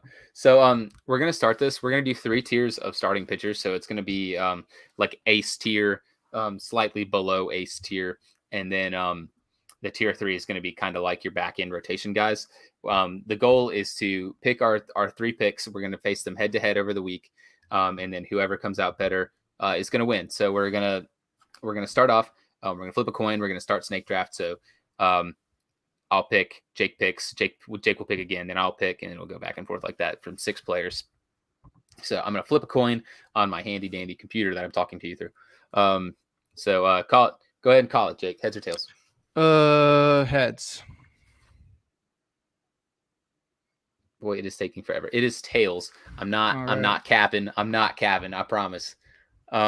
So I guess I'll pick first. I think it's probably better to go second. Do you want to read off the names first? Yeah. So our choices from the tier 1 of starters are going to be Shane McClanahan of the Tampa Bay Rays, of course, podcast, and then number 2 is going to be podcast favorite Sandy Alcantara. Our tier 2 starters are going to be Logan Webb of the San Francisco Giants and Cleveland Guardians ace Shane Bieber. The 3rd tier of starters is going to be he's on the Pirates now, Jose Quintana and Oakland A's pitcher Cole Irvin. So those are our 6 choices. Should have put their matchups for the week, but I'm going to have to do a quick look while I'm deciding. But yeah, you want to go first? Yeah. This one's tough because both of these guys Yeah, are just I mean that's so why I put good. these two best pitchers in baseball. I think McClanahan's facing the Red Sox. I don't know if he has 2 starts. That's definitely something that could factor into this, but it also, gives you more chance of like bad things happening. And Sandy faces the Phillies. So I mean, that's pretty equal. Those are both 2 good offenses. I think I would opt to take. Well, where is the Phillies game? Is it in Philly or is it I think in it said Miami? versus. It is in Miami. I'll take Sandy. I think I'm going to take All right. Sandy first. All right. So that leaves me with taking Shane McClanahan because I'm obviously not going to take the 2 tier 2 guys over Shane McClanahan. McClanahan's insane. Yeah. And then tier 2, bro, I can't bet against my guy. Logan Webb. I got to choose Logan Webb. He's going That's up good. against the Diamondbacks. All right. That's pretty nice. I guess I should have looked these up to make it more fair. And Bieber's facing the White Sox, who are not too great against right-handers. And sure. They're garbage. I'm taking Bieber. Like, okay. Yeah. You sort of have to. Not going to play around. Sort of have to. So you got McClanahan and Bieber. You got Alcantara and Bieber, excuse me. Mhm. And I got McClanahan and Webb. And then now I'll get the first choice in tier 3 between Quintana and Irvin. And Quintana is facing, I think I looked this one up actually. Quintana's facing the Rockies in Coors. Ooh. Oh gosh. And Irvin, please be like a terrible matchup. At the Astros. Okay, that is very fair. Coors is deadly, but the Rockies suck, and Cole Irvin is facing the freaking Astros. But you know what? I'm gotta go with my guy again. I chose one guy from each division, so that's sort of why we came out with 6 guys here and why we've got such like a different compilation of guys. But yeah, I'm going Irvin, so that gives me Irvin, Webb, and McClanahan, and leaves you with Jose Quintana to go with Shane Bieber and Sandy Alcantara. So we will revisit this next week and see who wins. But yeah, that should be fun. This should be a fun new segment that we do every week, to pair with the hot weeks, to pair with bringing in the closer. I just thought we needed something that we have to like look forward next week, something that's continuous over all the episodes. So people like have a reason to tune in to find out who wins, not that people really tune in religiously to this top-notch podcast, but hopefully this will encourage that. Not yet. They're coming. Yes. We're on the come up. So episode 1000 maybe. Shout out to my man Jose Quintana. He's going to carry the load. So we got a little bit more to talk about before we get to our segment to close out everything, and that is going to be the 2022 All-Star Game, of course. We talked about the Futures Game. We're going to talk about the All-Star Game. There's 2 legacy picks to start off. Of course, did they start doing this last year? Or was this no? This is the first year they've ever done it. So this is the first year they're doing it, but it's legacy picks. And they had to have these 2 guys. They couldn't not pick them. For the American League, the legacy pick is Miguel Cabrera of the Detroit Tigers. Obviously, he's Miggy. Everyone loves Miggy. And the same can be said in the National League this time for back with the Cardinals, Albert Pujols. Miguel Cabrera, 12-time All-Star. Pujols, an 11-time All-Star. Yeah. Now they are. Well, now they are. Now they're 12-time and 11-time. Just wanted to say that up front. Okay.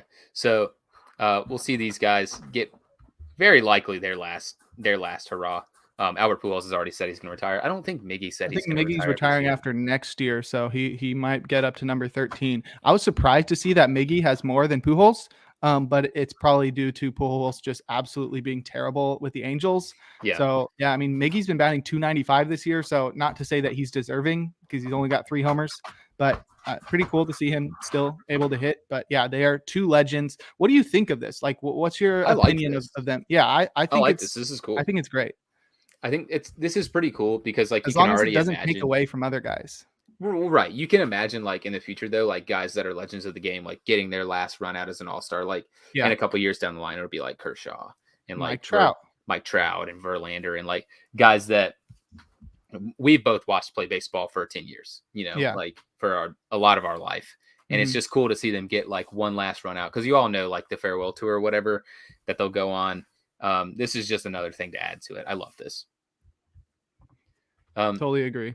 So moving on, we're going to talk about like the starters and see if the fans got it right.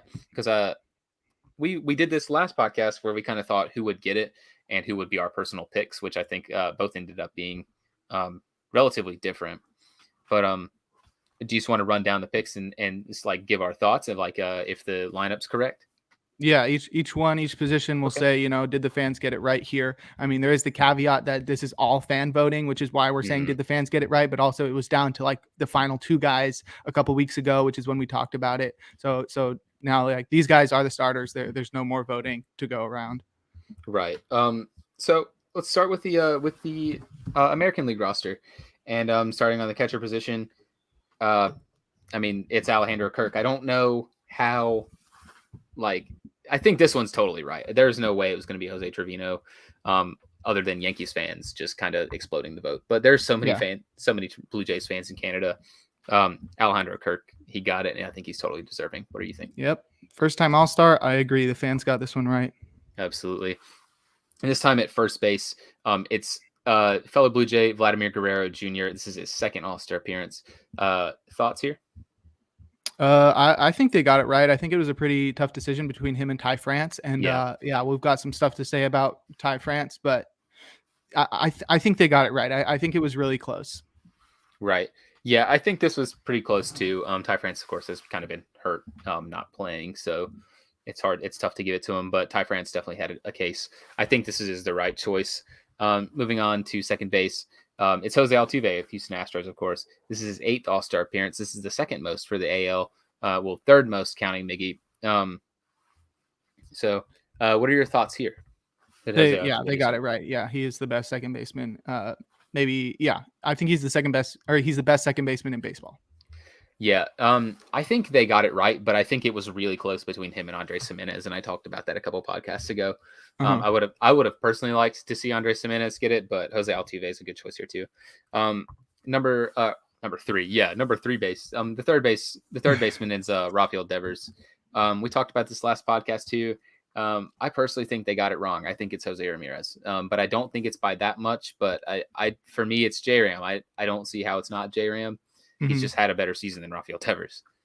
I mean, that's the only reason why I can't say they got it wrong, because it was so close. Yeah. And like, you're really only blaming Guardians fans for not voting enough for him, because I think both of these guys are much deserving, and, Ramirez has fallen off the last week or two a little bit. So I think that opened the door for Devers to climb in, because he's batting like 320. But yeah, it's hard to say they got it wrong here, because both of these guys, both him and Ramirez, were really good choices there. Right. Moving on to shortstop. It's Tim Anderson. I think this is also his second All-Star appearance. I think from the choice of him and Bo Bichette, they got it right, but I said it in the last podcast. I think that part of the fan voting was wrong, because Jeremy Pena should have been the All-Star starter at shortstop. Agreed. I had voted for Tim Anderson over Bichette. Bichette was nowhere near being in consideration. It was just because he was a Blue Jay, and the Blue Jays fans were really good at voting this year. But yeah, Tim Anderson, I think, is the right choice of the two, but I agree with you that maybe he was not the right choice out among all American League shortstops. Right. Moving on to the outfield, we'll start in left. Giancarlo Stanton is going to be your All-Star starter in left field. What do you think here? Yeah, 4th All-Star appearance. I think it's pretty right. It was between him and like Springer. I think Taylor Ward or Buxton should have been a starter out there, but Stanton's got more than 20 home runs. He's a big power hitter. I've always liked Stanton, especially before he went to the Yankees. He was one of my favorite players for a long time on the Marlins. So I'm glad to see him out there. But yeah, maybe they didn't get it 100% right. Right. I think the same thing as you. Given the choice, I think it's Stanton. But me personally, I mean, I know when we did our All-Star picks a couple podcasts ago, I think I had Taylor Ward. Yeah. So I think it should have been Taylor Ward. Moving on to center, it's Mike Trout. I think that's pretty self-explanatory. It's Mike Trout. Yes. 10-time All-Star now. Right. 10-time All-Star Mike Trout. They'll go. So it's Mike Trout. And then in right field, the fans didn't really have a choice for this one. He was just basically he was voted in. So he was in because he had the most votes before the second stage. So he was automatically in. Right. But I mean, that one was right too. He should have been in. Mm-hmm. And then of course, the DH position is Shohei Ohtani. I think that one's right too. I think it's same thing as Devers, where it's like, I don't know, Ohtani, if you're just talking about DH, I think that's wrong. I think it should be Yordan Alvarez. He's been much better hitter, but like Ohtani was going to make it in anyway. It's cool to see him make it in as both a DH and a pitcher, which, he'll be mentioned in the pitchers among American leaguers. But yeah, I think Yordan deserved the starting spot here, because I don't know, Ohtani could be like the starting pitcher for the American League. which would be cool in LA. Right. Yeah. I think I agree with you that with that there too. Isn't Jordan hurt currently? Yeah, he just hit the IL. So yeah, I mean, yeah, once we get to the snubs, Maybe. we'll definitely mention that, like a lot of guys are going to get injured or opt out of it, and those guys will be replaced by a lot of the snubs. Right. So moving on to the National League, we can look at their starters too. Yes.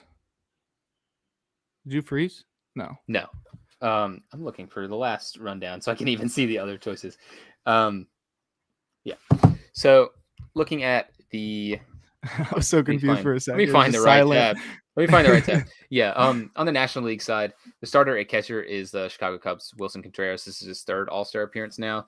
Yes, fans got it right. Yeah, fans totally got it right. There was basically no other option to choose from. Wilson Contreras totally deserved it. I think it's the same thing here at first base. Mm-hmm. Paul Goldschmidt with his 7th All-Star appearance. Yeah, Pete Alonso's been really good. I think he Mhm. deserved consideration, but Goldie has definitely been better. Yeah, I'm right there. I'm right there with you. And then first All-Star appearance here too. Second base for at second base, Jazz Chisholm Jr. Yeah, I think this was the right choice. I mean, There was nobody else. yeah, there's no other second baseman in the National League doing what Jazz Chisholm's doing. So yeah, he had to be there. Shortstop is going to be Dodgers Trey Turner. What do you think here? Yeah, 2-time All-Star. I think it should have been Dansby. It is Dodger Stadium though, so maybe that'll be cool to have like a couple starters out there. But yeah, I wish it was Dansby instead. He's been incredible this year, but Trey Turner's really good also. Yeah, I was hoping it was going to be Dansby, just because I mean I think he's had the better season, but Trey Turner's not a bad choice. I just think it should have been Dansby. Then moving to third base, we've got Manny Machado. It's his 6th All-Star appearance now. Did the fans get this one right? I think so. I don't think there was anybody else that was I mean Arenado was like in competition. Who was the guy who made it to the second stage? Let me look. It was Arenado. So the only other choice so would have been Arenado. It's Machado, 6-time All-Star for sure. Yeah. I love Manny Machado. I've said that like 100 times on this podcast before. Yeah, I'm super happy Manny Machado got there. He deserved it completely. Moving into the outfield, starting in left again. It's Jock Peterson. Shout out to Jock. Let's go. He got it. Was the fan vote right? Yes. Yes, I think so. Like the only other options were like Adam Duvall and Starling Marte, and he's been better than both of them. Yeah, and Happ didn't make it to the Happ second. Which is ridiculous and garbage because it should have been Ian Happ if it was the choice. So other than Ian Happ not being the starter, I think that's right. Based on the choices given, was Ian Happ. Mm-hmm. In center is Ronald Acuna Jr. He was the winner of the percentage fan vote, so he had the most fan votes, so he got in automatically, which is pretty accurate. He should have been in. This is his third All-Star appearance. He's not been hidden for as much power, but he's stealing bases, and he is one of the brightest stars in baseball. Of course. And then in right field, like we said, with the NL outfield choices were a lot weaker than the AL. For sure. Mookie Betts is in right, and I don't think there's anybody else that even Bro, why would you say that right before saying Mookie Betts? The NL choices were a lot weaker. Yeah, they were garbage. Mookie Betts.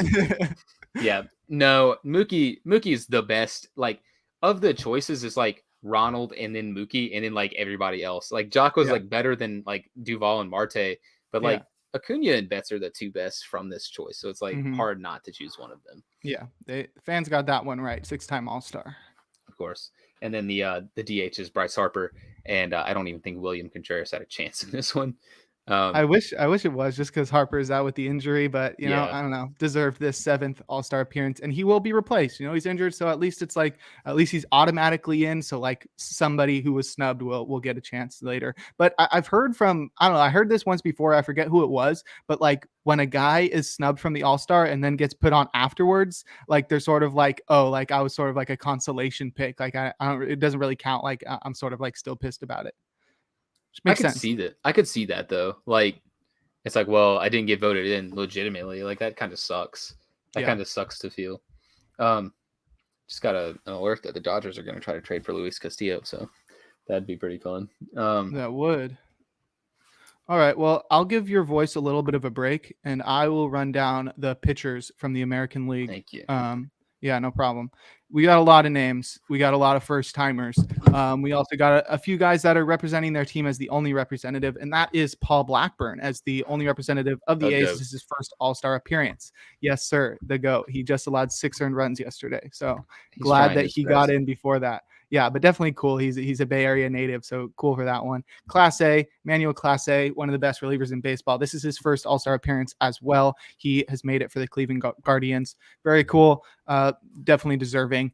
Garrett Cole of the New York Yankees. This is his 5th All-Star appearance. I obviously one of the best pitchers in baseball. The Yankees got 3 guys in a row here, and this is not in order of team. This is in alphabetical order. So pretty interesting. But yeah, Cole, his 5th All-Star appearance. Nestor Cortez, Nasty Nestor, makes his first All-Star appearance. And you got Clay Holmes, recently acquired last year from the Pirates, makes his first All-Star team. He's been an elite closer. You got Jorge Lopez, his first All-Star appearance. I think he's the only selection for the Orioles, which we had talked about a couple podcasts ago who would make it in, and we mentioned Jorge Lopez, so I guess we're pretty smart. But he's made a really great transition from the rotation to the bullpen and turned into a really good starter. He had a lot of potential before, but he really was not making it in the rotation, and he's really turned it around. Alek Manoah, second-year player, makes it for the Blue Jays. This is his first All-Star appearance as well. The Mountain, some people call him. I wrote Shan McClanahan in the rundown, but his name is actually Shane. He makes it for the first time as well, and he's also going to be on Davis's temporary fantasy team for this next week. I got Sandy.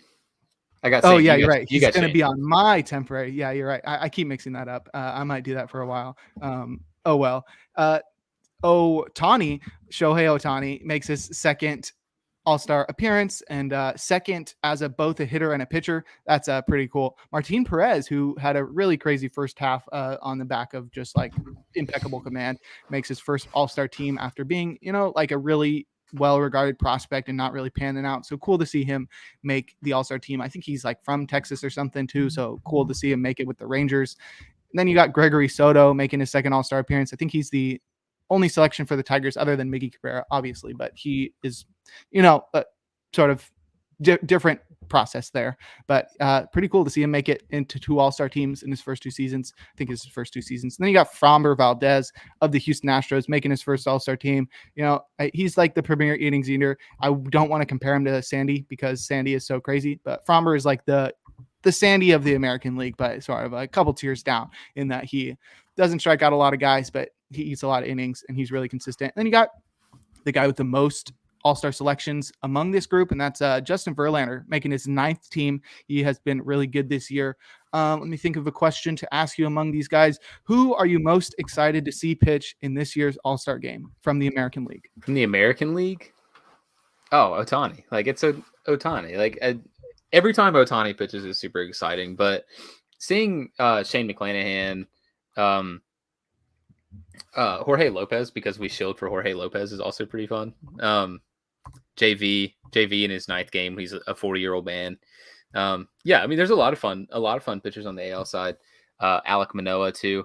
I don't really care too much about the Yankees guys. I've seen them enough, but just honestly, those guys are cool.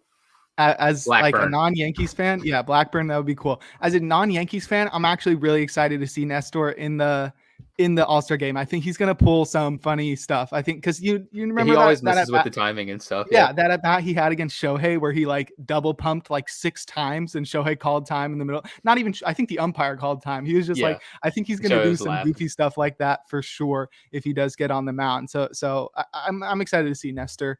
And then, so let's move on to the National League where Sandy Alcantara is number 1, the big guy right there. I love how the 2 guys we just drafted, McClanahan and Sandy, right there as the pictures too. I love Sandy, podcast favorite, obviously. Dope. He's on your temporary fantasy team. Got that on my head Sandy. Now.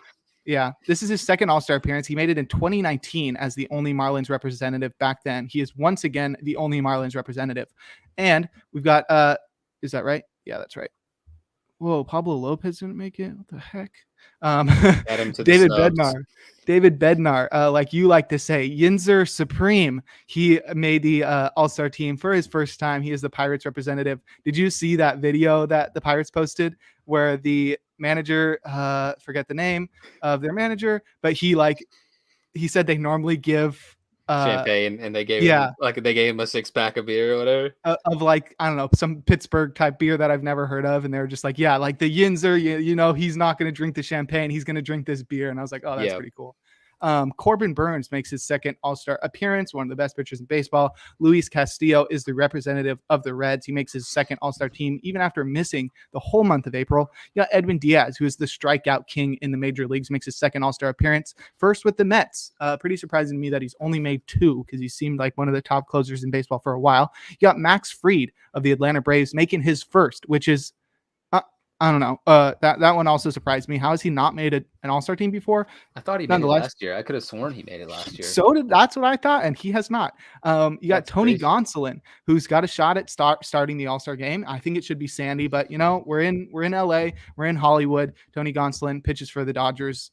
There is a big possibility that he does there. The cat lover. You got Josh Hader. We've got mixed emotions on the podcast about this guy. This is his 4th All-Star appearance. He is like there's no mixed emotions for me. I hate Josh Hader. Yeah. I'm saying mixed because we've got 2 people on the podcast. I don't like Hader because of like the weird Twitter controversy that he had. Nonetheless, we're celebrating these guys right now. 4th All-Star appearance, one of the most dominant relievers in baseball. You got Ryan Helsley, another dominant reliever. He had thrown the fastest pitch this season until Jordan Hicks came back and was put back in the bullpen, and he surpassed him with the fastest pitch of the season, over 103.5 miles per hour. Pretty crazy. Helsley has been really good this year in his breakout season. You got Clayton Kershaw, who's got the most All-Star selections among National League starters. This is his 9th. I'm not sure he really was deserving. I think he has like barely any innings pitched this year. I think it's like 70, which is Sandy's like well over 100. So, you know, not really making in that, but it's in LA. You know, you got to have Kershaw. You got Joe Mantiply, who is the Diamondback selection. And I was not expecting Mantiply to be an All-Star. That was like, when I was looking at these for the first time, I was like, whoa, Joe Mantiply is an All-Star? That's so weird. He's got a sub-1 ERA though. So definitely deserving. He's not the closer there. He's like a setup guy. So that's weird all over the place. And then you got Joe Musgrove, who somehow is also making his only his first All-Star team. I think same boat as Max Fried, where you're just like, what the heck? How's this guy not made an All-Star team before? But yeah, completely deserving. Who are you most excited to see pitch? Apart from Sandy, because everyone loves watching Sandy. Yeah. It being in LA, Clayton Kershaw is going to be like electric. It's going to be Clayton Kershaw for sure. Probably one of his last All-Star games, you'd have to think. In LA is going to be super exciting. I know he plays for a rival of a team in the division of the team I support. David Bednar is one of my favorite baseball players. I absolutely love David Bednar. He's an electric factory, the Renegade, Yinzer Supreme, King Yinzer. I'm super excited for David Bednar. Totally deserving. I mean, he should have been in, not just as the Pirates only selection. He's just been amazing this year. So watching him come in and talk trash, big dude, drink a bunch of beer, strike out the side, go to the dugout and shotgun a beer, hopefully would be ideal for David Bednar for me. Yeah, that'd be sick. I'm excited to see guy from your probably least favorite team, Ryan Helsley. He's been on my fantasy team the whole year. I have not watched a lot of baseball this year, despite the way that I talk about baseball like I know everything. I just have not had time to watch a lot of baseball because I'm writing these articles. I'm writing this rundown and stuff. Nonetheless, Ryan Helsley throws gas, and I'm excited to see him pump some gas in this game, throw it by a couple National League or American League hitters. I'll just finish running down these, and then we'll let you take over hosting for the rest of the podcast after that. All right. We got American League All-Star reserves. Yordan Alvarez, clear choice there. Easy one. He's going to be a DH for the Astros. This is his first All-Star selection somehow. He is injured, though, so he will not be playing. Then you got probably my favorite All-Star, Luis Arias, who we were just talking about, or who I was just talking about on Twitter, who was being talked about on Effectively Wild, a podcast that has over 1,872 episodes. I think they're at 1,873, which means they have not only 50 more episodes than we do, but 1,850 more episodes than we do, which is mind-boggling. I think they're coming up on like their 10-year anniversary or something next week. So yeah, Luis Arias has like one of the highest batting average adjusted for era of all time, especially since like 1920. It's only Ted Williams is ahead of him. But yeah, Luis Arias, love that pick. Benintendi, who we mentioned, makes the All-Star team as well. I think he is the only representative for the Royals. This is his first All-Star team as well, and he has the possibility of getting traded. He has Xander Bogaerts of the Red Sox. This is his fourth All-Star selection. You got Buxton right there. That's his picture. Of the Minnesota Twins, he gets his first All-Star selection as well. Really cool to see a former number one prospect finally make an All-Star team. Andres Jimenez, who you previously mentioned as a guy that you hoped had been the starter, but he will make his first All-Star team nonetheless, along with teammate Jose Ramirez making his fourth All-Star team ever. I thought he was like going to be a shoo-in for a starter the way he started off the season, but nonetheless, he's an All-Star. And so is Julio Rodriguez, who I think I will pose the question again. Who are you most excited to see? For me, it's going to be Julio Rodriguez. He is so sick. He is so good. So excited to see what he can do the rest of the year. You got George Springer of the Blue Jays making his fourth All-Star team. Jose Trevino, who was not only super happy to be playing for the Yankees, but now is an All-Star for the first time in his career as a Yankee. Really cool to see. I think that's a fun story. And you got Kyle Tucker somehow in that same tier as like Fried and Musgrove. Like, how is this guy not made an All-Star team? But yeah, this is his first one. Any thoughts? Who is your favorite to see? I guess also I got to put Luis Arias up there with Julio. Yeah, Luis Arias is super cool. I want to see Miggy get in a bat, of course. Just see Miggy play in his last All-Star game. You'd have to imagine, unless they do it next year. Like, I feel like they probably will. But yeah, Miggy getting in a bat. Andres Jimenez, I love. I was hoping he was going to be the starter, of course, and Luis Arias, like I said, probably just not going to single, of course, because that's what he does. So yeah, those guys, I'm super stoked to see. Dope. All right, National League. We got Pete Alonso on there. Number one, he's got the picture on there. Quick note: he has announced that he is going to make a run for his third straight home run derby crown, and he'll be joined by Ronald Acuna Jr. in the contest. So those are starting to be announced. That'll be fun to go over next week as well. You know, this time in the season, I mean, these podcasts are just going to be so long. There's just so much news, and it's all like fun stuff to talk about. It's not just like, yeah, we're halfway through the season, let's double out everybody's stats. It's like, all right, now everybody's being honored. They are giving us lists of players to talk about. You know, it doesn't get easier than this. But yeah, you got Pete Alonso. This is his second All-Star team. Got Nolan Arenado of the Cardinals making his seventh. William Contreras as a DH for the Braves, making his first, which is pretty crazy. I think I will be going over 15 stats and facts right after this. And there is a cool fact about the Contreras brothers. But nonetheless, CJ Cron of the Rockies makes his first All-Star team. Travis d'Arnaud of the Braves makes his first All-Star team. Ian Happ of the Cubs makes his first All-Star team. That's a good one for the boy Davis. And we got Starling Marte making his second for the Mets. Jeff McNeil of the Mets also making his second team also. And then Kyle Schwarber, more deserving than anybody, second in baseball in home runs. He makes his second All-Star team. Juan Soto makes his second All-Star team. I saw some people being like, why is this guy an All-Star? And I'm just like, okay, even if he's having a down year, he is an All-Star for sure. He is that good that a down year is better than most people's best year. And he got, thank God, Dansby Swanson made it for his first time in his career right before he hits free agency. Who are you most excited to see amongst this group? Of course, it's Ian Happ. I think he was super deserving of being an All-Star. I made the argument for him.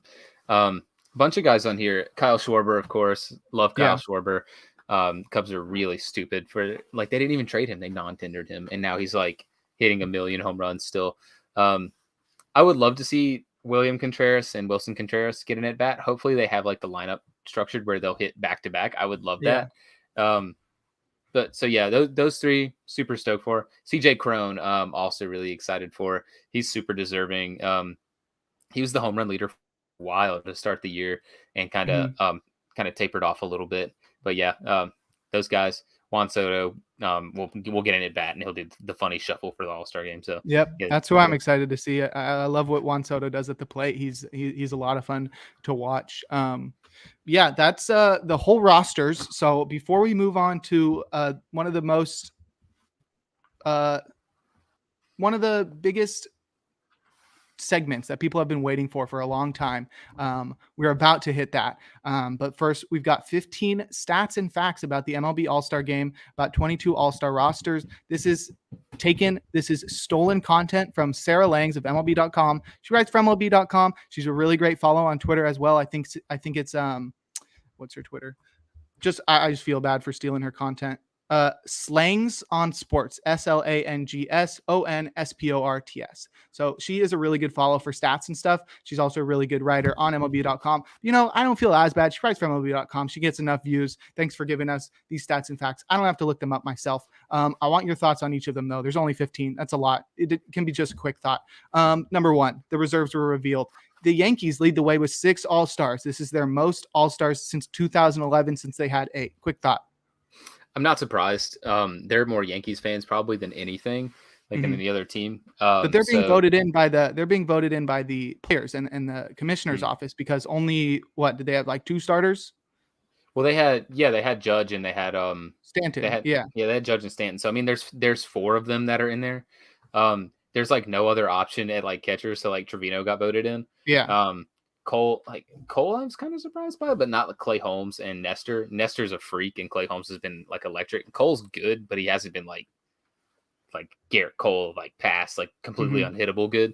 So I'm kind of surprised by that one, but other than that, there's no really surprise there. Yeah. Okay, next one. Reigning World Series champions, the Braves, are also well represented, leading the National League with 5 All-Stars, and this is also their most since 2011, when they had 5. So just matching this year, they had 5 in 2011. Quick thought.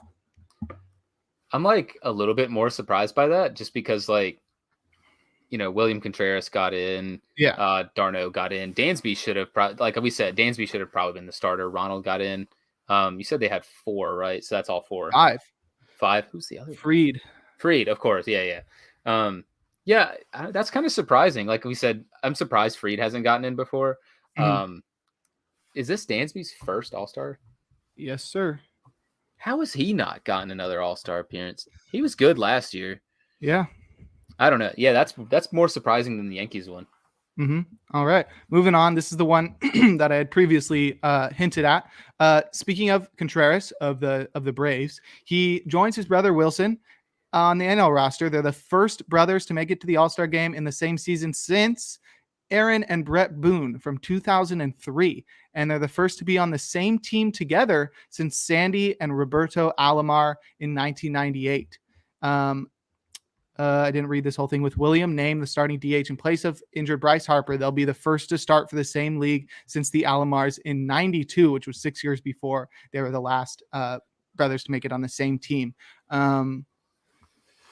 That's super cool. Yeah, it is cool. Yeah, I couldn't think of a quick question to ask, but I think that's all there is to say. Very cool.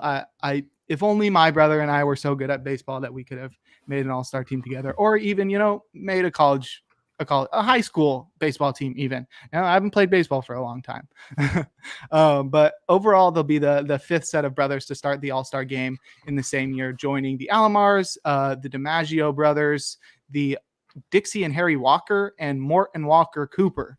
Yeah, only heard of a couple of those. Let's move on. Shout out to Mort Cooper. The Mariners, Julio Rodriguez is the lone rookie on the All-Star rosters this year. He's the 6th Mariner rookie to be an All-Star, joining Michael Pineda in 2011, Ichiro in 2001, Alvin Davis in 84, Matt Young in 83, and Rupert Jones in 77. He's one of 3 players in Mariners history to be an All-Star at age 21 or younger. Can you name the other 2? So he's one of 3? One of 3 Mariners to be named an All-Star at age 21 or younger. Can you name the other 2? One of them's Griffey. Yep. Felix.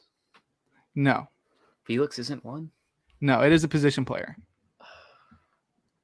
When did Kyle Seager get promoted? It is not Kyle Seager. It's not Kyle Seager. Oh my God. It was not Edgar either. No, this guy is upper echelon of baseball talents of all time. He is not known for his time with the Mariners. He is a guy who played on the left side of the infield. Oh, A-Rod. Yes, sir. Yep, A-Rod and Ken Griffey Jr. were each All-Stars at 20 and 21 years old, respectively. If Julio notches a base hit, he'd be the youngest player with a hit in an All-Star game since a 20-year-old A-Rod. Mike Trout. Only Dang. 8 players. Only 8 players have gotten a hit in the Midsummer Classic at 21 years, 202 days old or younger, which is how old he's going to be next Tuesday. And those players are Mike Trout, Gary Templeton, Butch Winnegar, Claudel Washington, Cesar Cedeno, Henry, Hank Aaron, Al Kaline, and Richie Ashburn. Good names in there. Yeah, some Hall of Famers. Julio is part of a group of 30 All-Stars on the roster for the first time. This is the 4th consecutive All-Star game with at least 30 players making their debut on All-Star rosters. In addition, at least 30 players have now been first-time All-Stars in 8 of the last 9 games and 10 of the last 12 installments. So, I mean, I thought so when I was looking at these, and I was putting the X number next to all those guys of how many All-Star appearances, that we did have a lot of guys who were, being named for the first time. And so this stat proves that. I think we've only got a few more to run down. Yeah, I think there's 5 more. On the opposite end of the age spectrum, there's a special selection Albert Pujols, who's 42 years old. If he gets into the game, he'll be the 7th player to get an All-Star game PA at age 42 or older, joining 2007 Barry Bonds, 91 Carlton Fisk, 85 Pete Rose, 83 Carl Yastrzemski, or Yaz did it 2 years in a row, 73 Willie Mays, and 63 Stan Musial. So that is a special group. The only player who got a Fisk. Oh, I was going to ask you who it was, and then I misspoke. That's a Carlton Fisk. Yeah, he did it. The only player to get a hit was Carlton Fisk, and he was 43 years old. That's really funny. Clayton Fisk. Kershaw.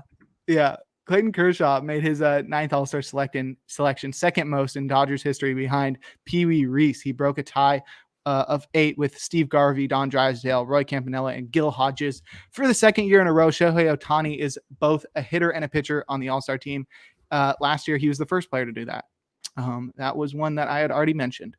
And lastly, Mike Trout is a starter. It's his 10th All-Star selection, and he's just 30. He's one of 9 players to make at least 10 All-Star games by his age 30 season. Can you name 3 of them? Oh. One more time. He is one of 9 players to make at least 10 All-Star teams before age 30. There are 9 guys. I just want you to name a third of them. Ooh. Young guys who were really good for the beginning of their career. It's they're all Hall of Famers.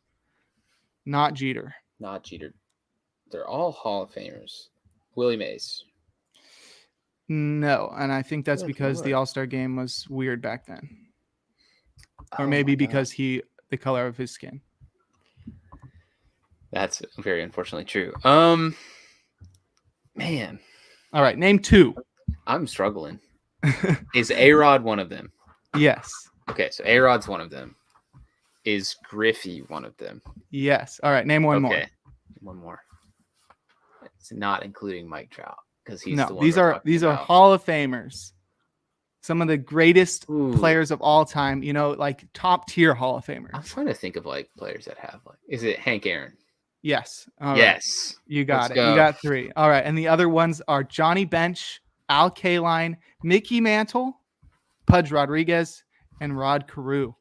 Okay. Well, I guess I thought that was the end. We are like halfway through the list. I'm going to run through these really fast. I just thought this would be a good list. I think this is fun. But we are like 7 minutes over our longest podcast ever already. Sorry if you had any other plans for the rest of the day. I know that you have COVID. So I'm looking at baseball stats. Interesting, cool things. And we talked about Carlton Fisk. If you watch Foolish Baseball, the year he made his last All-Star appearance, he was eligible for the Mathis, where he had OPS plus under his batting. Like, what was it? Like an OPS plus under his oh my God, OPS plus over 100 or something like that. Mm-hmm. Yeah, shout out to Carlton Fisk for being completely inept hitting after he turned like 30 32 or like 36 is what it looks like. Mm-hmm. Yeah, definitely a legend there. All right, so we'll keep going through this real fast. The starters include 3 individuals who will have now started for both leagues in the All-Star game. Manny Machado will be the second player to start at least one All-Star game at third for both leagues, joining Greg Nettles of the Yankees and another team. And yeah, I'm doing a really good job of reading comprehension right now. Mookie Betts and Giancarlo Stanton will be the other ones who have started in both leagues in the outfield, joining Vlad Sr., Ken Griffey Jr., Dave Winfield, Jason Bay, and Frank Robinson. Jason Bay, wow. Trey Turner will be the first Dodgers player to start an All-Star game at shortstop since Bill Russell in 1980, and he will be doing that at home. So that's pretty cool. At 23 years and 255 days old on the day of the All-Star game, catcher Alejandro Kirk will be the youngest backstop since a 23-year-old Pudge Rodriguez in 1995. That is pretty cool. The only other catchers to start at age 23 or younger are Johnny Bench and Joe Torre. All right, final one. Aaron Judge and Giancarlo Stanton will be the first Yankees outfield duo to be All-Star starters in the same year since Ricky Henderson and Dave Winfield in 1988. The full list of Yankees outfield starting duos in All-Star games, which they will join. Can you name me one of these duos? Ooh. Outfield duos. It's got to be like Bernie and somebody. No, it's all before 1985, 1981 or earlier.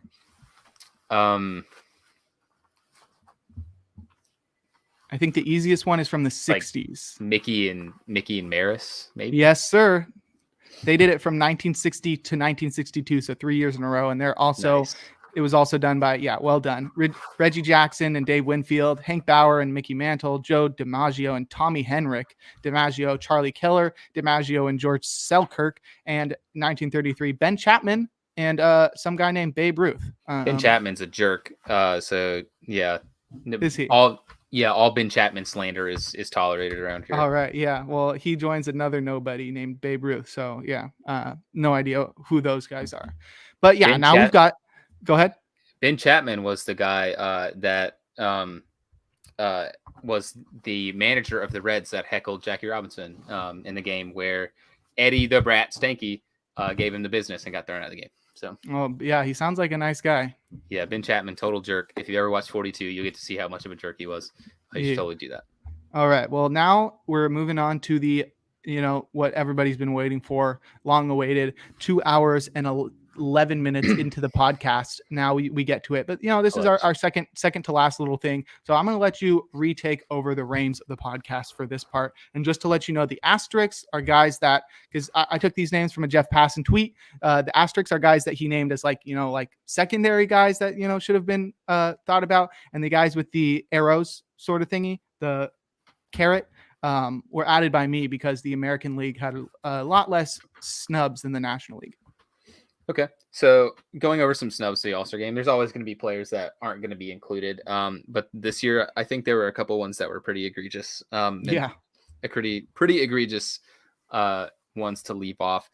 Starting with the American League, I think number one, I think like it's almost goes like down in order in a way. But number one is Dylan Cease. I don't understand how Dylan Cease wasn't included in the All-Star roster. Yeah, well, this is crazy. He's probably one of the best. There's not a probably in there. He's been one of the best pitchers in the American League. Put him in there for Cole or Fromber. Yeah, put him in there for Framber Valdez or Cole. That literally would be a perfect substitution. He's a 2.45 ERA and a 34.3% strikeout rate, which I think is like the first or second highest among starters.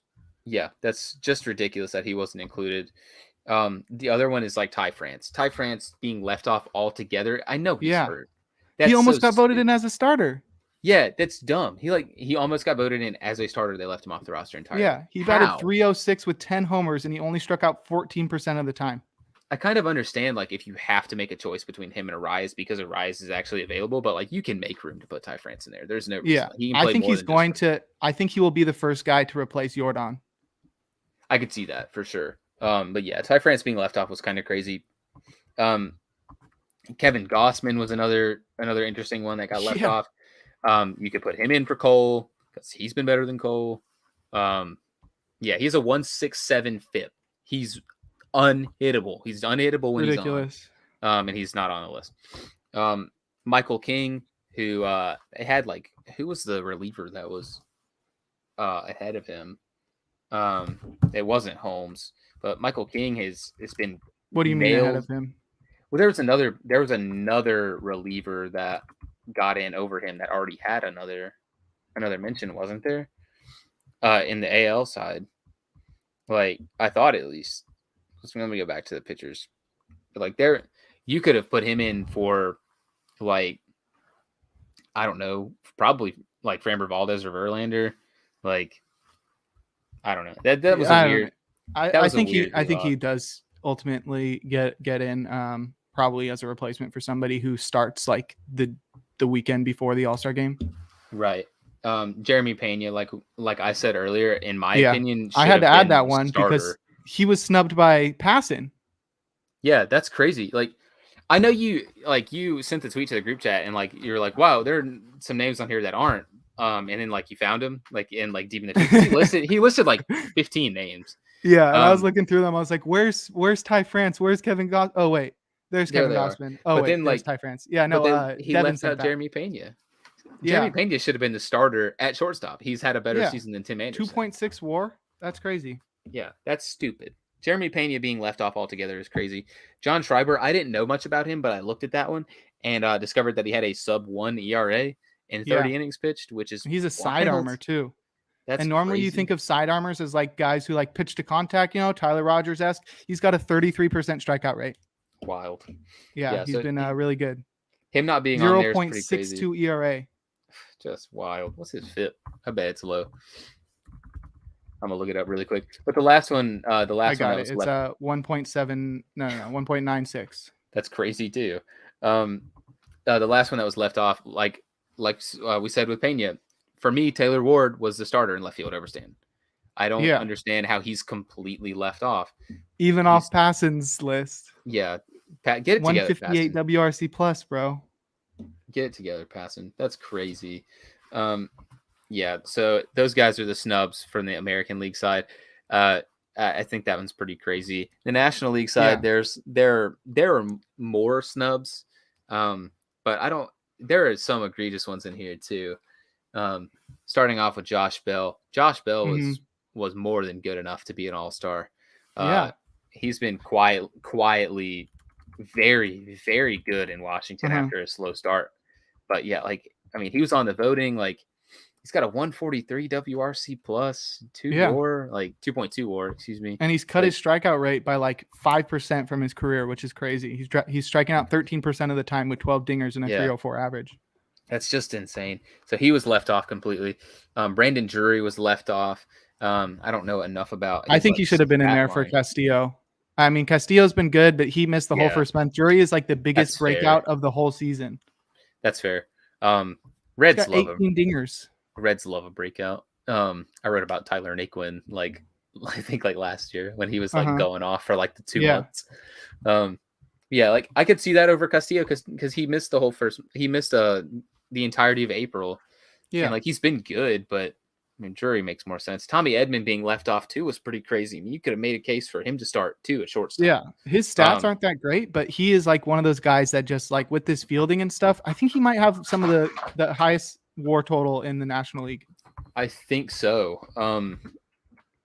You really could have made a case for him to be the starter at second base and at shortstop, and he didn't get in at all. He's got 3.5 WAR. Yeah, exactly. Yeah, I'm trying to see where that ranks in the National League. It's behind Goldschmidt. It's behind Machado. At least on Fangraphs, it's different on other websites. He's number 5 in the National League in WAR, and he's not on there. That's dumb. Brandon Nimmo. Brandon Nimmo was one. That was one of his like extra ones. And that was a weird one to me, along with Brian Reynolds, who we'll mention, who just landed on the IL with an oblique strain, unfortunately. But yeah, I mean, Nimmo's been solid. I don't know if he's all-star caliber. That was sort of a weird one. 2.7 WAR is pretty solid, but I don't know if that gets in over the rest of that NL outfield. Maybe Jock, but like no. Well, maybe No, just you're wrong. maybe Objectively wrong. I would vote for Jock over Nemo, but Thank you. but Hey, maybe he should have been in there over Hap. hey, shut up, Jake. Firing shots, you get them right back. He could have been in like the vote over like Marte or Duval or something, like at least, and he's not on the list at all. That's dumb. Nola got left off the list. Aaron Nola. That's like one of the most egregious ones, like up there with Cease stupid. and France and stuff. Holy moly, Aaron Aaron Nola is crazy. He's got 2.91 FIP and 3 WAR, and he wasn't on. That's stupid. Yeah, 3 WAR, that's sick. Like he's got a 3.15 ERA, but like he's got a terrible defense behind him, so he's got a 2.91 FIP, and I think he's striking out 27.8% of batters in 111 innings, which I think is like second or third in baseball behind Sandy. Yeah. I don't know why Nola was left off. He should have been on there. Brian Reynolds was kind of a weird ad. That was the weirdest one that he had on there. He had a good June, but I think the rest of it. That was it. It was carried by a 3 home run game. Yeah. So I mean, whatever. I mean, he has a 126 WRC plus. That's okay. With 1.5 WAR. Yeah, that's not good. What is he just not playing any defense? I guess so. Oh, yeah. Okay. They have him in center field, and he's like not like an amazing fielder. I think he's serviceable, but like center field, you got to be really good to have good defensive WAR. Yeah, he's definitely does not, because on Fangraphs he's got a negative 6.5. That's pretty good. Falling off a little bit for sure. Garbage. Austin Riley, we talked about him. I don't know how he didn't make it. He should have made it. He's been wild. I don't get it. Definitely put him in there for Marte or McNeil for sure. Right. Podcast favorite. Carlos Rodon didn't make it either, which was pretty stupid considering he has a 2.13 FIP and almost 4 WAR and a sub 3 ERA and 100 innings pitched. There's no reason on earth he should be in. Like, he shouldn't be in. I don't know. Let me go back and look at the pitcher list, but like he should be in. Luis Castillo. Like he should be in over Kershaw or Gonsolin. Yeah, which I mean is not going to happen, but or definitely Helsley. For sure. Yeah. Maybe it's so Castillo's the easiest one to cast out there. See what I did there? Yeah. Yeah, that one was pretty wild. A little bit further down the list, Will Smith for the Dodgers didn't get in, which I think that one's okay. Yeah. He's a Dodger, they'll be fine. He has not been as good as he was last year. Yeah, he's got 2 WAR. That's not the worst one to leave off, in my opinion. But he's still really good. Yeah, nonetheless. He's still very good. Zach Wheeler also got left messed off. up. I can't believe both Nola and Wheeler didn't make it. Phillies haters. For real, yeah. He has 3 WAR. He has 3 WAR, a 2.46 ERA, and a 2.45 FIP. So he's doing that after missing like the first 2 weeks of the season too. And with his trash can defense behind him. Exactly. He's been so good. Yeah, that's just wild that he didn't get in. And then the last one for the snubs that we've got that are the craziest one is the airbender Devin Williams from the Brewers. Yeah. He's really good. He's very 41% strikeout rate. How's he doing compared to Hader? Hader's been really good this year. Yeah, but he's having statistically a better season than Hader. He has a 1.93 ERA, 1.57 FIP. He's got 1.3 WAR. Hader's got a 1.88 ERA with a 2.09 FIP and 1.2 WAR, which is incredible. But Williams has been better. Yeah, it's well, let's hope a lot of these guys make more innings too. Let's hope a lot of these guys make it in as replacements, so we don't have to like stay angry. But yeah, pretty egregious on a lot of those. Right. Last little quick thing about the All-Star game before we shift to bring on the closer. That the new hats and jerseys. Yes. Let's do it. Let's start with the warm-up caps because for some reason they have to have different warm-up caps compared to the game caps. These are really weird. Do you see how like they have a little star as the addition? And these are really funny because it looks like asterisks. They look like asterisks. And if the Astros one was on the right side of this picture, I would buy that hat. It's just so funny. It would be so funny. Houston asterisks, but they really do look like asterisks, especially like the Yankees one, Angels. Do you think they very specifically put that one on that side so they didn't have to? Yes. Yes. I think so too. I think they saw that and they were like, oh, I don't like these. I think they're dumb. Apart from they're not anything. well, The I think cool the one is A's the one A's is one. cool. Yeah, Yes. that one's cool. Where it's like the apostrophe. That's Yeah. actually kind of sick. That's the only one that's sick. All of the other ones are just like, oh wow, why did they put a little button on there?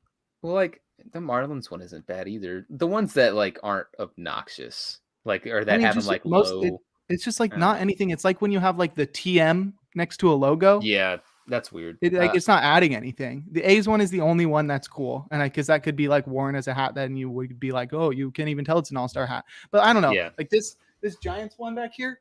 This is from when the Reds had the All-Star game. What year is that? 2015.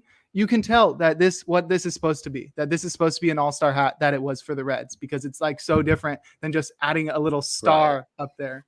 Yeah, I think that's real goofy. So A's ones are pretty sweet. The rest of them pretty garbage. Yeah, and it's very similar for the game ones where they are just gold and black. I hate those, to tell you the truth. I just don't like them. I don't really see the appeal. It's the same thing for me. I don't see the appeal at all. And like once we show the jerseys too, like it kind of makes sense. Mm-hmm. But I honestly just really liked it when they had the All-Star game. They just wear their regular. Yeah, like back in Barry Bonds' day, where they would just all like wear their regular uniform and then kind of like just hang out, wear your hat or whatever. They give you an all-star hat, like if they had the Giants hat like you had, or if you have like a really good like theme where it's just like you can tell where the All-Star game was played.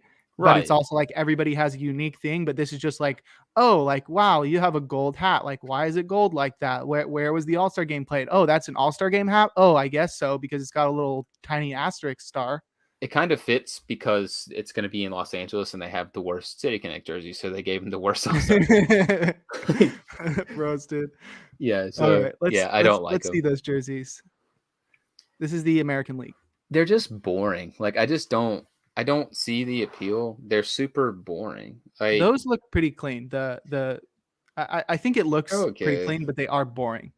Like, for sure. Boring is good sometimes, but for me, it's too boring.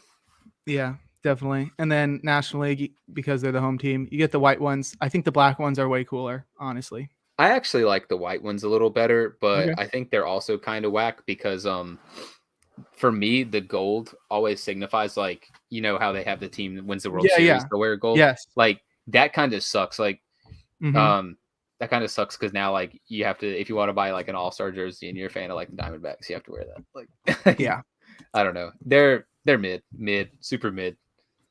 All right, and then we got pictures of the whole set. There's Mike Trout. He looks pretty good in it. Mid. Gotta say, looking good. And then you got Ronald of the Braves. And what is that? Their World Series jersey? No, It's not. It's the All-Star Game jersey. The black hat, a little weird with the white jersey. But nonetheless, I mean, these guys make these jerseys look good. But yeah, not my favorite All-Star jerseys. I do have to say. Yeah, definitely not my favorite. All right, we're in like what would the equivalent be of like the 24th inning. So I think it is high time that we bring in the closer. Who's left in the bullpen? I don't know, but it's the closer. Here's the bullpen phone, Jake. I'm handing it over to you through the microphone. Thank you. The camera, actually. I don't know how I can hand it through a microphone. Yeah. The bullpen is exhausted. We have to go to the graveyard for this one. Rest in peace to Furpo Marbury, who was mentioned in the last podcast when we were talking about none other than Drew Storen, who closed out our podcast because they have the most. They have the same amount of career saves. So this one's pretty interesting, actually, because this guy pitched a long time ago. So like probably don't really know much about him. But now you will. He had a 14-year career, Furpo Marbury did, from 1923 to 1936 with the Washington Senators, the Detroit Tigers, and the New York Giants. His real name was Frederick. So Frederick Marbury. He was nicknamed Furpo because his demeanor, this is straight quote from Wiki, his demeanor reminded observers of boxer Luis Firpo.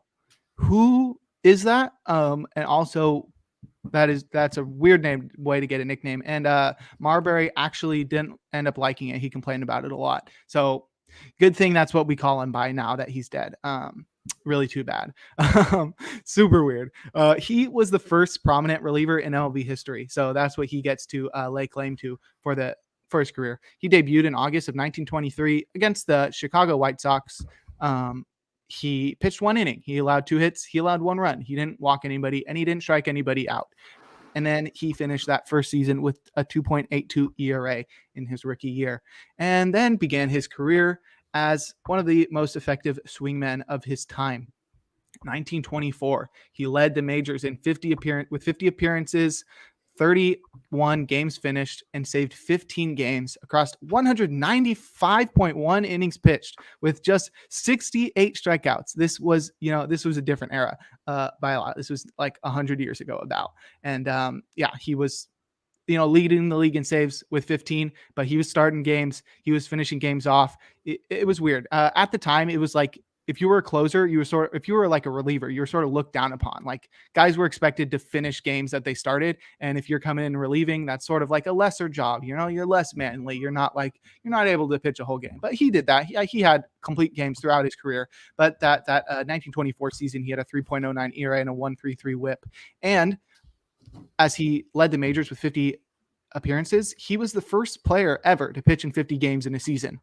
Pretty cool. He also set the major league single season saves record with just 15. So, he's like really starting off as one of the best closers of all time, because there was never a closer. The save wasn't even a stat. So they didn't even know this until the 60s when they started tracking it, and they went back and retroactively figured these out. He also won his first and only World Series. So that 1924 season was not only a good one for the Washington Senators, but it was also, a really interesting record-breaking season for Bo Marbury. 1925, the following year, he led the majors with 55 games, which, broke his own record of 50. He finished off 29 of those, and he saved 16 games, which broke his saves record from the season before. That came with a 3.47 ERA.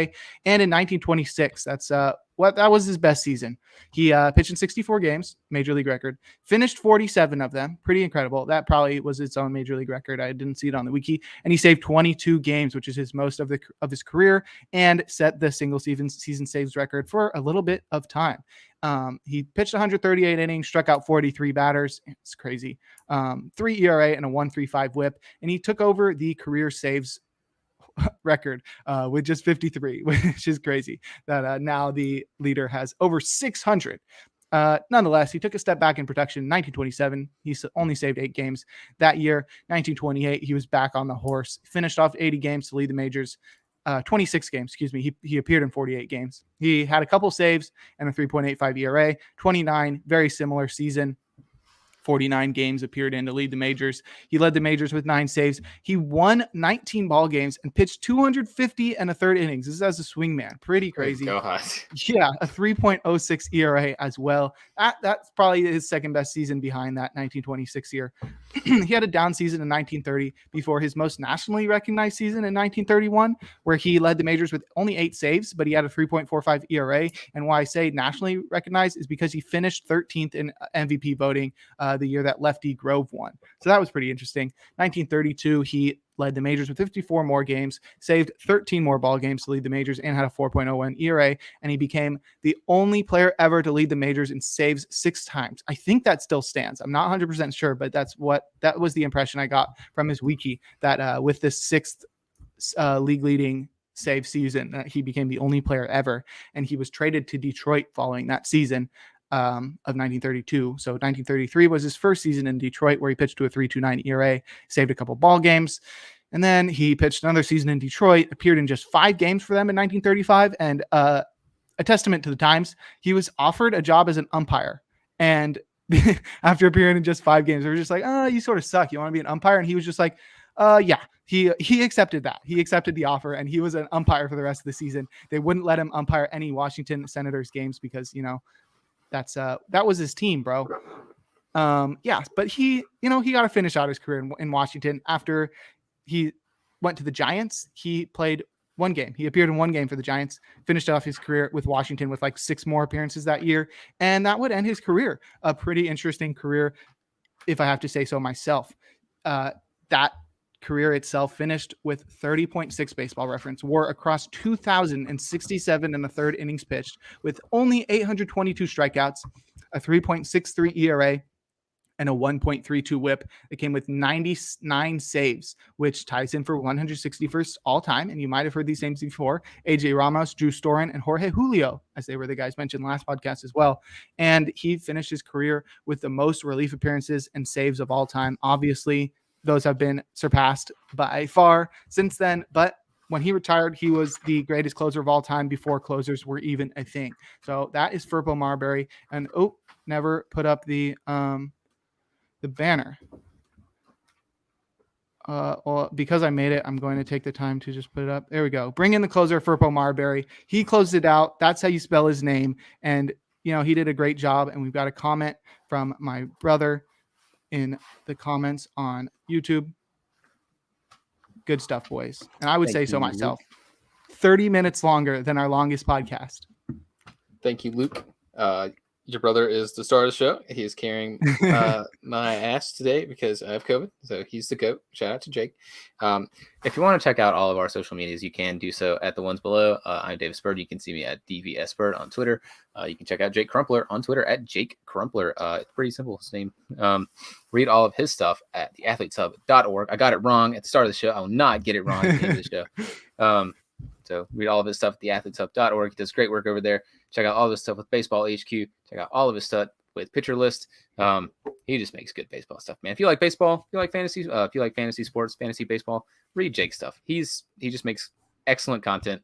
We'll be back next Monday or Tuesday, someday next week. Most likely Monday. Some days we have scheduling changes. You can figure those out. Normally we'll retweet them from the Athletes Hub landing page on Twitter, so you can follow them on Twitter. And like I said, follow us. Isaiah will be here eventually. When you can find him at Isaiah2896, Isaiah Hansen on Twitter. Read all of his stuff as well at theathleteshub.org. Thank you so much for watching. I know this was a long one. Thanks for sticking with us. If you did, check out all of our stuff on YouTube, everywhere you can. That's all we got for today. So check with us next time. Peace.